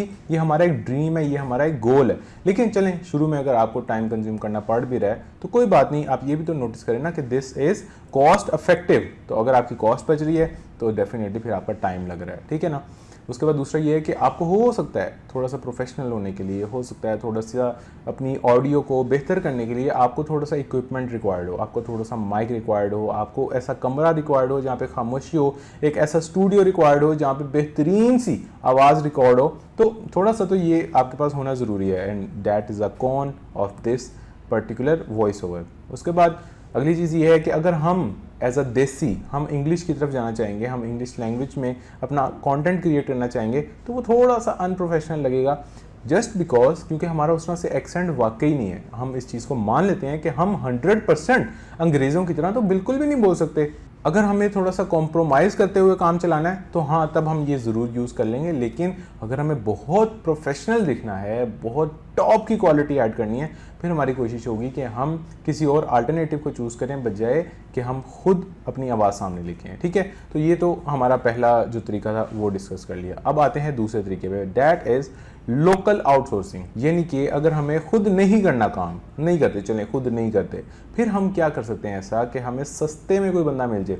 हम रहते भी ऐसे सस्ते कंट्री में हैं कि इससे सस्ता तो और कोई बंदा बाहर से मिल भी नहीं सकता। अगर हमें कोई सस्ता बंदा ढूंढना है, डेट मीन्स हमें पाकिस्तान से ही ढूंढना पड़ेगा। फिर हम सबसे पहले देखते हैं उन लोगों को जो लोग कॉल सेंटर में काम कर रहे हैं, जो लोग कॉल सेंटर में पिछले 1, 1.5, 2 साल से काम कर रहे हैं। उनका जो एक्सेंट है वो इतना डेवलप हो चुका होता है, वो इतना बेहतर हो चुका होता है, उसमें इतना एक फ्लो आ चुका होता है कि उनका जो वॉइस ओवर है वो कहीं ना कहीं हमसे बेहतर है और कहीं ना कहीं हमारे लिए अच्छा काम कर सकता है। सो हमारे पास पहली ऑप्शन ये है कि हम लोग कॉल सेंटर से लोगों को उठाएं, जो हमारे दोस्त, हमारे मोहल्लेदार, हमारे जानने वाले कॉल सेंटर में जो काम कर रहा है। आपकी कोशिश होनी चाहिए कि आप उसको पिक करें, उसको हायर करें और उसको पैसे देना स्टार्ट करें। वो आपसे कितने पैसे लेगा? मैक्सिमम 1000 रुपये आपने उसको देने हैं for a 10 to 15 minute video. यकीन करें वो इसमें भी खुश हो जाएगा। कॉल सेंटर पे जहां वो 30, 40, 50 हज़ार रुपये में 8 घंटे काम कर रहा है, जब उसको 10 से 15 मिनट सिर्फ बोलने के 1000 रुपये मिलेंगे, then why not he opt this job, why not he accept this offer, ठीक है ना। तो पहली ऑप्शन तो हमारे पास ये है कि हम कॉल सेंटर से बंदे उठाएं अगर हम local voice over artist hire करना चाहते हैं। दूसरा क्या है कि कुछ ऐसी फीमेल्स होती हैं, मे बी आपकी फैमिली में हो, मे बी आपके फ्रेंड सर्कल में हो, मे बी आपके जानने वालों में हो, जिनकी आवाज़ काफ़ी खूबसूरत होती है और वो इंग्लिश भी कहीं ना कहीं अच्छी बोल लेती हैं।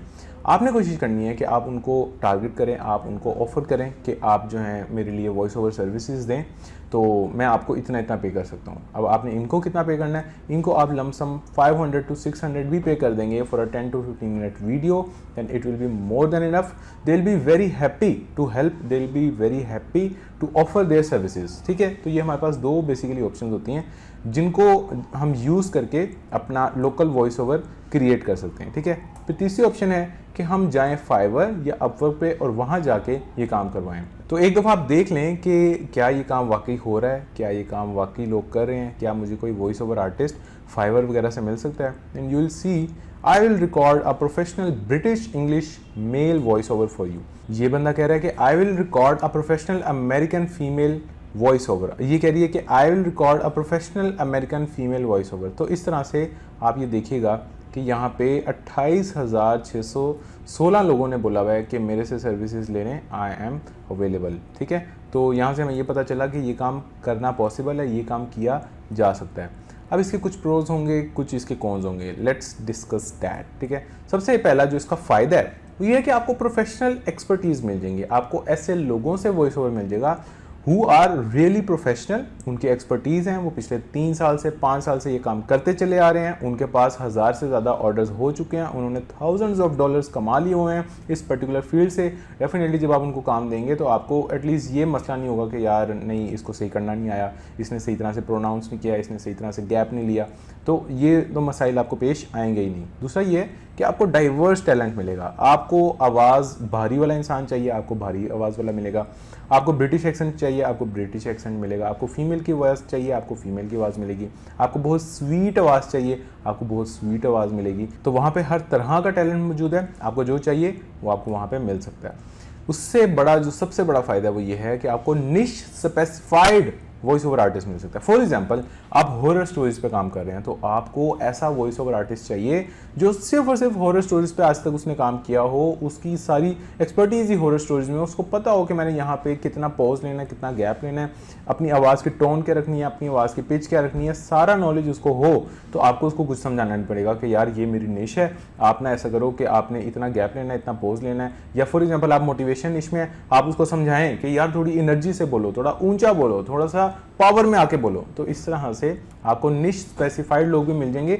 मैं एक दफ़ा सर्च कर लेता हूँ, for example voice over horror stories. ठीक है, यहाँ पे आके एक दफ़ा सर्च कर लेते हैं तो आपको अभी नज़र आएगा कि 137 लोग ऐसे हैं जो वॉइस ओवर दे रहे हैं और वो भी सिर्फ हॉरर स्टोरीज के अंदर रहते हुए। तो आप इसको रिप्लेस कर सकते हैं जिसके 57 रिव्यूज़ हैं और 5 स्टार रिव्यूज़ हैं। I will narrate your horror stories and scripts for you. ठीक है, तो ये आपको इस तरह से निश स्पेसिफाइड लोग भी मिल जाएंगे जिससे आपको बड़ा फ़ायदा हो सकता है। फिर इसके नुकसान की बात करते हैं। नुकसान भी इसके काफ़ी हैं। नुकसान सबसे बड़ा ये है कि दिस इज़ सुपर एक्सपेंसिव। मैं आपको दिखाता हूँ, यहाँ से हम फाइवर पे चलते हैं, एक दफ़ा बैक करते हैं तो आप देखेंगे कि ये बंदा आपको 6000 रुपये के अंदर कितने वर्ड्स का वॉइस ओवर बना के दे रहा है। Let's see this. तो ये बंदा कह रहा है कि मैं सिर्फ और सिर्फ 100 वर्ड्स का वॉइस ओवर बनाऊंगा और वो भी 6000 रुपये के अंदर। तो अगर हमारा 10 मिनट की हमारी वीडियो है तो उसके लिए हमारे जो चार्जेस लगने वाले हैं ना वो डेफिनेटली थोड़े से ज़्यादा हैं। बल्कि यहीं पे अपनी एक कोटेशन एंटर करते हैं। अब मैंने यहाँ पे एंटर किया है कि मुझे 1400 वर्ड्स का वॉइस ओवर चाहिए, तो ये मेरे से 45,000 रुपीज़ डिमांड कर रहा है, which is super like crazily expensive. ठीक है, तो ये इसका सबसे बड़ा कौन है।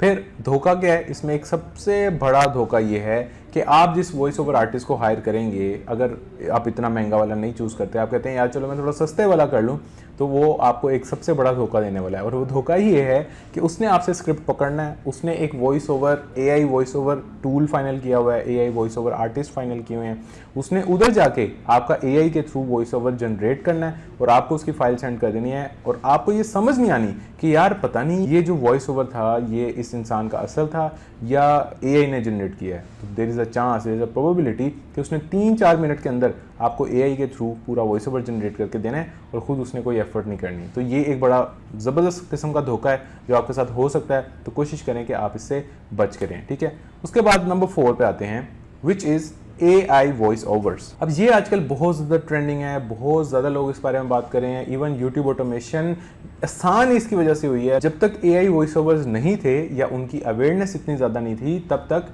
यूट्यूब ऑटोमेशन की भी अवेयरनेस उस तरह से इतनी स्प्रेड नहीं हुई थी। ठीक है, तो एक होता है रोबोटिक वॉइस ओवर, एक होता है ह्यूमन साउंडिंग वॉइस ओवर। तो आपकी कोशिश ये होनी चाहिए कि अगर आप AI से काम करवा रहे हैं, अगर आप AI के थ्रू टूल्स को यूज़ करके वॉइस ओवर जनरेट करने की कोशिश कर रहे हैं, तो आपने 5, 6, 7, 8 प्लेटफॉर्म्स को यूज़ करना है और उनके अंदर भी 5, 6, 7, 8 जो इनके आर्टिस्ट हैं उनको एक एक दफ़ा ट्राई करना है। आपने चेक करना है कि आपको किस तरह की वॉइस चाहिए, क्या जो आप वॉइस चूज़ कर रहे हैं वो ह्यूमन साउंडिंग है या जो आप वॉइस यूज़ कर रहे हैं वो रोबोटिक है। उतनी सारी जब आप सुन लेंगे ना तो आपको खुद ही समझ आ जाएगी कि यार ये वाली ह्यूमन साउंडिंग है और ये वाली रोबोटिक है। तो जो आपको रोबोटिक लगे उसको आप माइनस कर दें, उसको आप अपनी लिस्ट से निकाल दें और सिर्फ उसी से काम करें जो ह्यूमन साउंडिंग है, राइट। अब आपका क्वेश्चन ये होगा कि अब बहुत से लोगों का मेरे से क्वेश्चन ये होता है अक्सर ही कि साथ भाई ये बताएं कि एआई वॉइस ओवर मोनेटाइज हो जाता है या नहीं। तो मैं आपको बता दूं कि ज़रूर होता है, बिल्कुल होता है मोनेटाइज, और बिल्कुल भी नहीं होता। ये दोनों ही इसके आंसर हैं। अगर आप human sounding voice over use करेंगे तो आपका जो चैनल है वो हमेशा मोनेटाइज होगा। बेशक आप एक ही वॉइस ओवर आर्टिस्ट को अपनी तमाम वीडियोस में यूज़ करें, कोई मसला नहीं होगा। आप उसी आर्टिस्ट से और चैनल्स का भी नरेशन लें, उनका भी वॉइस ओवर लें, तब भी कोई इश्यू नहीं होगा। लेकिन अगर आप रोबोटिक वॉइस ओवर यूज़ करेंगे तो पहले हाथ ही आपका चैनल कभी भी अप्रूव नहीं होगा, आपकी मोनेटाइजेशन ऑन नहीं होगी। सो इसलिए आपने कोशिश ये करनी है कि आप थोरोली इस पर स्टडी करें। आप देखें कि मैंने कौन सा वॉइस ओवर आर्टिस्ट यूज़ करना है और कौन सा वॉइस ओवर आर्टिस्ट नहीं यूज़ करना, ठीक है। तो अब मैं आपको ना कुछ प्लेटफॉर्म्स बताता हूँ जिन प्लेटफॉर्म्स को यूज़ करके आप अपना एक वॉइस ओवर एआई के थ्रू जनरेट कर सकते हैं। जिसमें से आपके सामने एक murph.ai है, आप इसको यूज़ कर सकते हैं। wellsaidlabs.com है जो कि सबसे ज़्यादा ऑथेंटिक है, आप इसको यूज़ कर सकते हैं। lovo.ai है, यहाँ पे आपको बहुत ज़्यादा ऑप्शंस मिलती हैं, आप इसको यूज़ कर सकते हैं। descript.com है, आप इसको यूज़ कर सकते हैं। speechify.com है, आप इसको यूज़ कर सकते हैं। 11 labs which is very famous, आप इसको यूज़ कर सकते हैं। clipchamp.com आप इसको यूज़ कर सकते हैं। expecho.com आप इसको यूज़ कर सकते हैं। play.ht जहाँ पे बहुत ज़्यादा ह्यूमन साउंडिंग वॉइसेस हैं, आप इसको भी यूज़ कर सकते हैं। invideo.io आप इसको भी यूज़ कर सकते हैं, राइट। तो ये सारे प्लेटफॉर्म्स हैं जिनको यूज़ करके हम अपना वॉइस ओवर क्रिएट कर सकते हैं। उसके बाद अब आते हैं इसके प्रोज एंड कॉन्स पे कि एआई वॉइस ओवर के क्या प्रोज हैं, क्या कॉन्स हैं, आइदर हमें ये चूज़ करना चाहिए या नहीं करना चाहिए। तो इसका जो सबसे पहला फ़ायदा वो ये है कि this is really cheap, this is very cost effective. अब आप लोग कहेंगे कि यार मैंने तो इस तरह के टूल्स देखे हैं, वेलसाइड लैब्स जो है वो भी पेड है, lovo.ai है वो भी पेड है, murph.ai है वो भी पेड है। ये सारे ही जब पेड हैं तो फिर आप कैसे कह सकते हो कि ये कॉस्ट इफेक्टिव है। मैं आपको अभी आगे चल के ये भी बताऊंगा कि हमने इन सारे प्लेटफॉर्म्स को फ्री में कैसे यूज़ करना है। हमने ₹1 भी खर्च नहीं करना and still we will be able to generate voice overs from AI, और उसमें कोई आपकी साउंड क्वालिटी कॉम्प्रोमाइज़ भी नहीं होगी और उसमें कोई आपको इशू भी नहीं आएगा। यानी जो पेड आर्टिस्ट हैं वो भी हम फ्री में यूज़ करेंगे और जो फ्री आर्टिस्ट हैं वो तो ऑलरेडी फ्री थे, उसका तो हमें कोई मसला वैसे भी नहीं होने वाला था, ठीक है ना। So this is how this ideal model is very cheap and very cost effective. दूसरा ये कि इसकी स्पीड और एफिशिएंसी बहुत ज़्यादा है। आप अभी सोचें कि मैंने ये स्क्रिप्ट फाइनल कर ली है और आपको अब से 10 मिनट बाद आपका वॉइस ओवर मिल जाएगा आपके लैपटॉप के अंदर, आपके पीसी के अंदर, वो ऑलरेडी डाउनलोडेड होगा। आपने सिर्फ उसके साथ वीडियो को अटैच करना है और आपकी वीडियो कंप्लीटली रेडी हो जाएगी। तो यहाँ पे स्पीड बहुत ज़्यादा है। आप चाहें तो एक दिन में 10, 15, 20, 30 जितने चाहें उतने वॉइस ओवर्स क्रिएट कर सकते हैं। ये स्पीड ना आपको लोकल सोर्सिंग में मिलेगी, ना आपको ये अगर आप फाइवर या अपवर्क से पकड़ते हैं वहाँ से मिलेगी। हाँ, पर्सनल अगर आप वॉइस ओवर करते हैं तब ज़रूर मिल सकती है, लेकिन कीप दिस इन माइंड कि आपका वहाँ पे टाइम भी बहुत ज़्यादा वेस्ट हो रहा है। उसके बाद अगला पॉइंट ये है कि यहाँ पे हमारे पास कस्टमाइजेशंस की बहुत ऑप्शन हैं। हम चाहें तो हम अपना जो एआई वॉइस ओवर है उसकी पिच को थोड़ा सा चेंज कर लें, हम चाहें तो उसकी आवाज़ को थोड़ा सा लाउड कर लें, हम चाहें तो उसकी टोन को थोड़ा सा डिफरेंट कर लें, हम चाहें तो फीमेल में ले आएँ, मेल में ले आएँ, हम चाहें तो एक बूढ़े अंकल का वॉइस ओवर क्रिएट कर लें, हम चाहें तो एक टीनेजर का वॉइस ओवर क्रिएट कर लें। हमारे पास बड़ी ऑप्शंस हैं। तो ये सारी कस्टमाइजेशंस हमें ये प्लेटफॉर्म देता है। इस प्लेटफॉर्म के अलावा अगर हम मैनुअली इस तरह से डिफरेंट वॉइस ओवर आर्टिस्ट ढूंढने जाएंगे तो एक तो हमें इंटरव्यू करते हुए ही इतना टाइम लग जाएगा, हमें समझने में इतना टाइम लग जाएगा कि पता नहीं ये मेरे काम का भी है या नहीं। अब आते हैं कि इसके नुकसानात क्या हैं। ये समझना बहुत ज़्यादा ज़रूरी है। मेक श्योर आपने ज़रा अटेंटिवली सुनना है। नंबर 1 वो ये है कि आपके पास थोड़े से लिमिटेड एक्सेंट्स हैं। हाँ, ज़रूर आपके पास, मैंने आपको ज़्यादा सारे प्लेटफॉर्म्स बता दिए हैं, आप उनमें से किसी को भी एक्सेस कर सकते हैं। उसमें बहुत सारे वॉइस ओवर आर्टिस्ट भी हैं, लेकिन स्टिल आपको फील ज़रूर होगा कि यार नहीं, ये ना फिर भी लिमिटेड है। मैं जो चाह रहा हूँ ना मुझे वो नहीं मिल रहा, मैं जिस तरह का वॉइस ओवर चाहता हूँ ना वो यहाँ पे कोई भी नहीं प्रोवाइड कर रहा। ये एक दफ़ा फीलिंग सबको आती ही आती है, ठीक है। उसके बाद जो दूसरा इसका नुकसान है वो ये है कि यहाँ पे कॉपीराइट के कंसर्न्स हो सकते हैं। यूट्यूब हो सकता है इसको आइडेंटिफाई कर ले कि यार ये एआई वॉइस ओवर है, मुझे ये नहीं चाहिए, इसमें आपकी एफर्ट नहीं पुट हुई, वो आपके चैनल को डीमोनेटाइज कर दे, एट्सेट्रा एट्सेट्रा। तो ये एक सबसे बड़ा रिस्क है और ये एक सबसे बड़ा प्रॉब्लम भी आने वाले टाइम पे हो सकता है, ठीक है। उसके बाद अगला जो इसका एक कॉन है, जो इसका एक नुकसान है, वो ये है कि यार यहाँ पे ना आपको एक्सप्रेसिव वॉइस ओवर्स नहीं मिलेंगे। जिस तरह से आप चाह रहे हैं या जिस तरह से एक ह्यूमन वॉइस ओवर कर सकता है ना, वैसे आपको यहाँ नहीं मिलेगी, क्योंकि यहाँ पे एक इमोशनल डेप्थ भी नहीं होगी। आप चाहते हैं कि आप स्वीटली बात करें, वो वॉइस ओवर आपके लिए स्वीटली बात ज़रूर करेगा, बट स्टिल उसमें वो इमोशनल डेप्थ नहीं हो सकती जिस तरह से एक इमोशनल डेप्थ एक इंसान के वॉइस ओवर में हो सकती है, राइट। तो ये एक इसका बहुत बड़ा कौन था। उसके बाद अगला कौन ये है कि यहाँ पे लैंग्वेज एरर्स आपको देखने को मिलेंगे। तो ये लैंग्वेज एरर भी आपको अच्छा खासा कॉस्ट कर सकते हैं। आपकी वीडियो में एक भी लैंग्वेज एरर अगर आ जाता है ना, तो वहाँ से आपका इंप्रेशन शदीद बुरा जाता है, काफ़ी बुरा जाता है। तो ये एक बहुत बड़ा नुकसान है। उसके बाद अगला है कि बहुत से लोगों से तो ये वॉइस ओवर्स डाउनलोड ही नहीं होते, उनको समझ ही नहीं आती कि यार मैंने इनको डाउनलोड करना कैसे है। क्योंकि जब भी आप इस प्लेटफॉर्म पे जाएंगे वो आपको वॉइस ओवर निकाल के ज़रूर दे देगा, उसके बाद बोलेगा कि इसको डाउनलोड करने के लिए हमारा ये पेड सब्सक्रिप्शन है, हमारा ये प्लान है, ये बाय करें, ये बाय करें। तो इसके भी जुगाड़ मैंने भी आपको बताने हैं, लेकिन जो लोग नाइब हैं, जिन लोगों को बिल्कुल भी नहीं पता, उनको ये डाउनलोड करने के बहुत ज़्यादा मसले पेश आते हैं, ठीक है। तो ये थे बेसिकली AI वॉइस ओवर्स के प्रोज, AI वॉइस ओवर के कॉन्स। अभी ये AI वॉइस ओवर जनरेट कैसे करना है, सब चीज़ों के बारे में बात की जाएगी। आपने अभी परेशान नहीं होना, अभी हम सिर्फ और सिर्फ थोड़ी सी थ्योरी को समझ रहे हैं, ठीक है। उसके बाद अगला जो हमारे पास तरीका है वॉइस ओवर क्रिएट करने का, वो है क्लोन्ड वॉइस ओवर्स। अब ये जो तरीका है ये इतना सुपर इफेक्टिव नहीं है, ना ही इसको बहुत ज़्यादा लोग यूज़ कर रहे हैं। बस ये एक तरीका ईजाद हो चुका है, इसका यूजेज अभी इस तरह से प्रैक्टिकली नहीं पॉसिबल। ये चीज़ ध्यान में रखें कि AI वॉइस ओवर फिर भी बेहतर है। AI की तरफ जाना ही चाहते हैं, अगर आप टेक्नोलॉजी की तरफ मूव करना चाहते ही हैं, तो फिर भाई AI वॉइस ओवर यूज़ कर लें, ना कि आप क्लोन वॉइस ओवर यूज़ करें, ठीक है। प्लेटफॉर्म्स इसके कौन से हैं, कहाँ से हम अपना क्लोन वॉइस ओवर ले सकते हैं, इन प्लेटफॉर्म्स को बताने से पहले मैं आपको थोड़ा सा बता देता हूँ कि क्लोन वॉइस ओवर होते क्या हैं। देखें, कुछ ऐसे प्लेटफॉर्म्स होंगे जो आपको बोलेंगे कि मेरे सामने ये बोल के दिखाओ। फॉर एग्जाम्पल एक पैराग्राफ आ जाएगा, आपको बोलेंगे कि आप जो है ना ये इंग्लिश का पैराग्राफ हमें पढ़ के सुनाएं माइक के अंदर। जब आप उसको पढ़ेंगे वो आपकी आवाज़ को कैप्चर कर लेगा, वो समझ जाएगा कि आपकी आवाज़ किस तरह की है और वो उसको उस तरह से वो ट्रेन हो जाएगा। फिर आप उसको सिर्फ और सिर्फ टेक्स्ट देंगे, वो उस टेक्स्ट को आपकी आवाज़ में पढ़ेगा, वो उस टेक्स्ट को आपकी आवाज़ में उसका एक वॉइस ओवर निकाल देगा, यानी कि आपकी आवाज़ को वो क्लोन करेगा। तो इसको बेसिकली हम कहते हैं क्लोनिंग। अब इसके कौन से प्लेटफॉर्म्स हैं, कहाँ पे ये पॉसिबल है? Morph.ai पे ये काम हो सकता है, Resemble.ai जो कि इस पर्टिकुलर हवाले से काफ़ी ज़्यादा मशहूर है, इधर ही काम हो सकता है। Descript.com पे हो सकता है, Play.ht पे हो सकता है, ठीक है। इन प्लेटफॉर्म्स को यूज़ करके आप अपनी आवाज़ के अंदर, अपनी टोन के अंदर इंग्लिश वॉइस ओवर AI के थ्रू जनरेट कर सकते हैं। मैं आप सबको सजेस्ट करूंगा कि एक दफ़ा करके ज़रूर देखें, ताकि आप लोगों को अवेयरनेस हो, आप लोगों को पता हो कि यार विल दिस वर्क और विल दिस नॉट वर्क। लेकिन आपने ये तभी जाके चेक करना है जब आप मिनिमम कोई 100 वॉइस ओवर आर्टिस्ट को सुन चुके हों, आपको पता चल चुका हो कि ह्यूमन साउंडिंग कौन सा होता है और रोबोटिक कौन सा होता है। उसके बाद जाके आपने अपना ये वाला देखना है, फिर आपको समझ आ जाएगी कि यार ये वाकई इतना काम का नहीं है। इसका एक ही फ़ायदा है, वो एक फ़ायदा ये है कि आपका जो वॉइस ओवर होगा वो कस्टम होगा, वो और किसी चैनल पे मौजूद नहीं होगा। जिस तरह से वो आपके अपने चैनल पे एक नया, एक डिफरेंट, एक यूनिक वॉइस ओवर मौजूद होगा, उस तरह का वॉइस ओवर और कोई यूज़ नहीं कर रहा होगा। और इसका नुकसान क्या है? नुकसान इसका ये है कि ये बहुत ज़्यादा रोबोटिक लगता है। This is not going to monetize your channel. हाँ, आप शशके के लिए उसमें ज़रूर ऐड कर लें, आप इस तरह की वॉइस ओवर्स क्रिएट करके या अपनी वीडियोस क्रिएट करके आप फेसबुक वगैरह पर डाल लें, आप इधर उधर डाल लें, लेकिन इस तरह के काम करने से आपका चैनल मोनेटाइज नहीं होने वाला, ठीक है।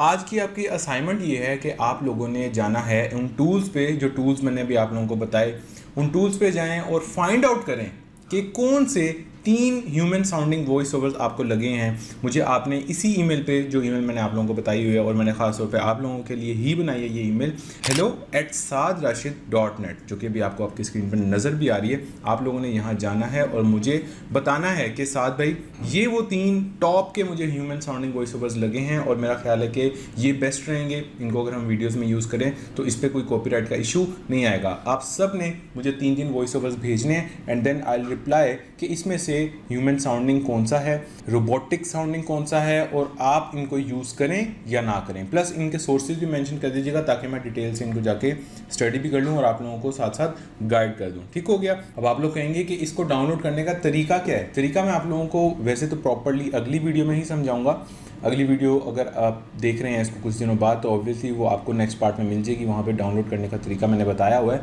लेकिन अगर आप अभी देख रहे हैं इसको करंटली जैसे ही अपलोड हुई है, तो मैं आपको थोड़ा सा शॉर्टली बता देता हूँ कि आप स्क्रीन रिकॉर्डिंग कर सकते हैं जिसमें आपके सिस्टम की साउंड भी रिकॉर्ड हो रही हो, ठीक है। आप सिर्फ और सिर्फ आधे मिनट का एक वॉइस ओवर निकालें और उसको रिकॉर्ड करें और उसको मुझे असाइनमेंट के तौर पे आपने वो अपलोड करना है, उसका नाम, सोर्स वगैरह सारा कुछ बताना है और 3 बताना है आपने, ठीक है। Then I will respond to you कि either it is human sounding और रोबोटिक साउंडिंग, ठीक है। आई होप सो कि आप सब लोग असाइनमेंट्स भी साथ साथ अपलोड करते रहेंगे। मैंने पिछली वीडियो में जो असाइनमेंट दी थी उसमें से मुझे सिर्फ और सिर्फ राइट नाउ अभी तक बहुत कम परसेंटेज ऐसी मिली है जिसने मुझे असाइनमेंट सबमिट करवाई हैं, अपलोड की हैं, लेकिन उसके अलावा मुझे कोई ज़्यादा उस पर टर्न आउट रेशो नहीं मिली। So that's all for this video. Best of luck, मिलते हैं इंशाल्लाह अगले लेक्चर में।